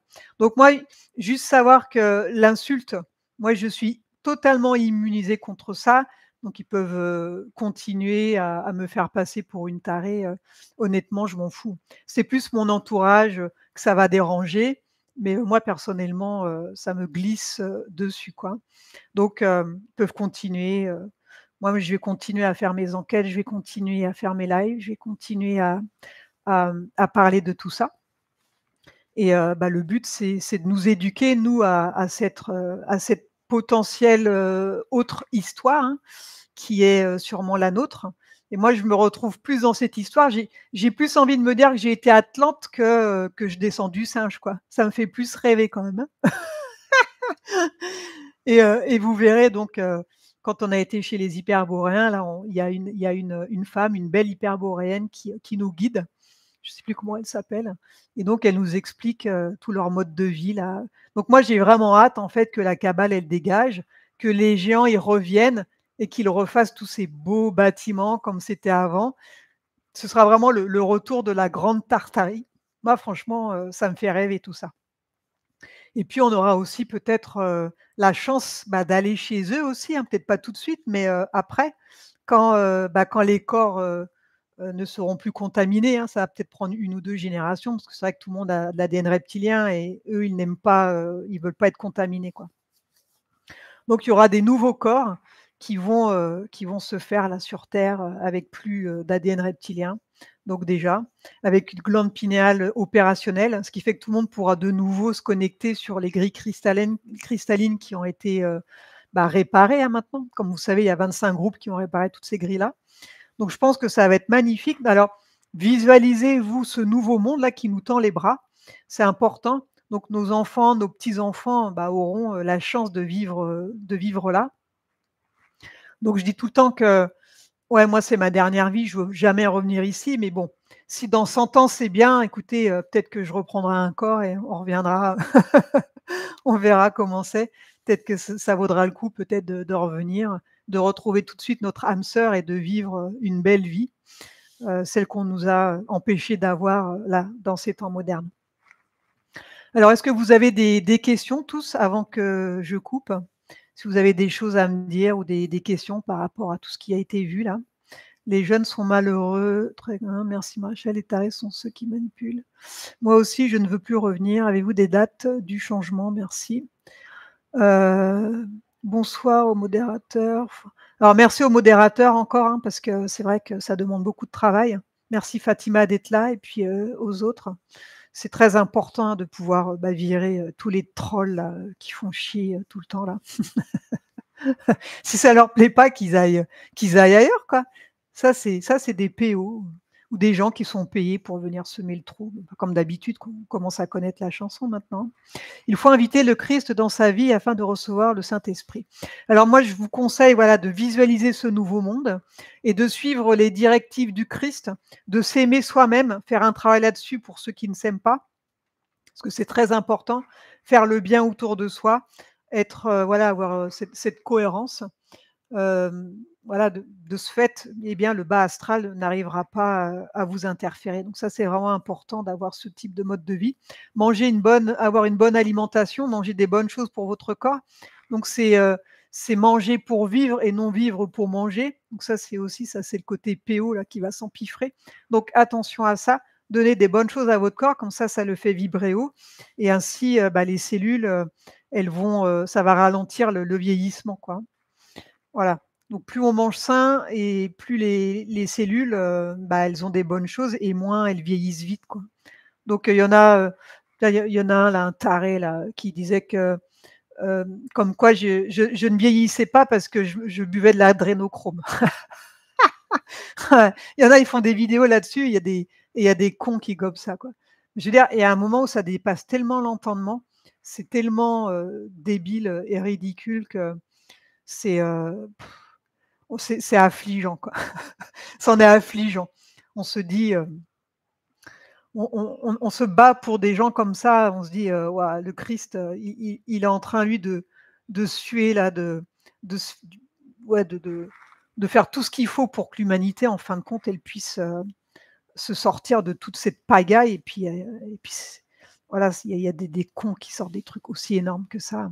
Il se fait chier pour des gens comme ça, des fois, il aurait le choix de dire: «Bah, allez, on fait un gros déluge et puis terminé, quoi». Mais bon, lui, il croit quand même à pouvoir, à pouvoir donner une bonne directive, pour les humains, quoi. Donc voilà, il va tenter quand même, le tout pour le tout et on verra ce que ça va donner. Donc écoutez, je vous remercie d'avoir suivi le live. Merci à vous. Ça m'a fait plaisir, qu'on soit tous ensemble. donc c'est toujours, un moment agréable et puis je vais, m'occuper, voilà de cette future enquête, je vais la retranscrire et puis, vous la diffuser. Puis on fera un live dessus et puis je vous ai promis aussi, la vie de Marie, Madeleine et de Jésus, en France. Donc ça, je pense que je la diffuserai en fin d'année, hein, ce sera mon cadeau de Noël pour finir, l'année 2025. Voilà, on finira un petit peu, toute cette période avec toutes ces révélations. On va encore faire grandir, notre conscience. Donc je vous souhaite, une bonne soirée. Merci, d'avoir été là. Merci à vous tous. Donc, aujourd'hui aussi, c'est, la fête des saints et demain, bah, c'est la fête des morts, je crois. Donc n'hésitez pas à mettre, bah, une bougie, hein, aussi pour, tous ceux, moi je pense à toutes ces armées-là qui combattent le mal, qui voient des horreurs dans les tunnels, qui souffrent, énormément et qui laissent leur peau, hein. C'est un peu des héros, des héros qui luttent en secret. Donc merci à eux. Donc moi je vais mettre une bougie pour toutes ces personnes-là, pour, bah, pour nos proches décédés, aussi et tous les gens qui luttent et bah, qui meurent. Donc eux, bah, ils se retrouvent en 12D, hein, après ils assistent, de là-haut du coup, à notre libération. Donc ils ont énormément participé à cela, donc merci à eux et merci à tous ceux qui œuvrent pour le bien, qui luttent, voilà, à tous les lanceurs d'alerte, à tous ceux bah, qui font ce qu'il faut pour se réveiller, merci à toutes ces personnes-là et puis merci, bah, aux futurs aussi qui vont se réveiller, qui vont se déclencher, qui vont aussi mettre en route parce qu'il y a besoin à ce que tout le monde se réveille là. On a besoin de 50 de la population pour se libérer. On n'en est pas loin donc continuez, dans ce sens-là, continuez à parler autour de vous, continuez à transférer les vidéos, continuez, c'est primordial pour que, ce monde meilleur puisse enfin, émerger, à nous. OK? Bien, merci, à tous et puis, je vous embrasse et à la prochaine. Au revoir.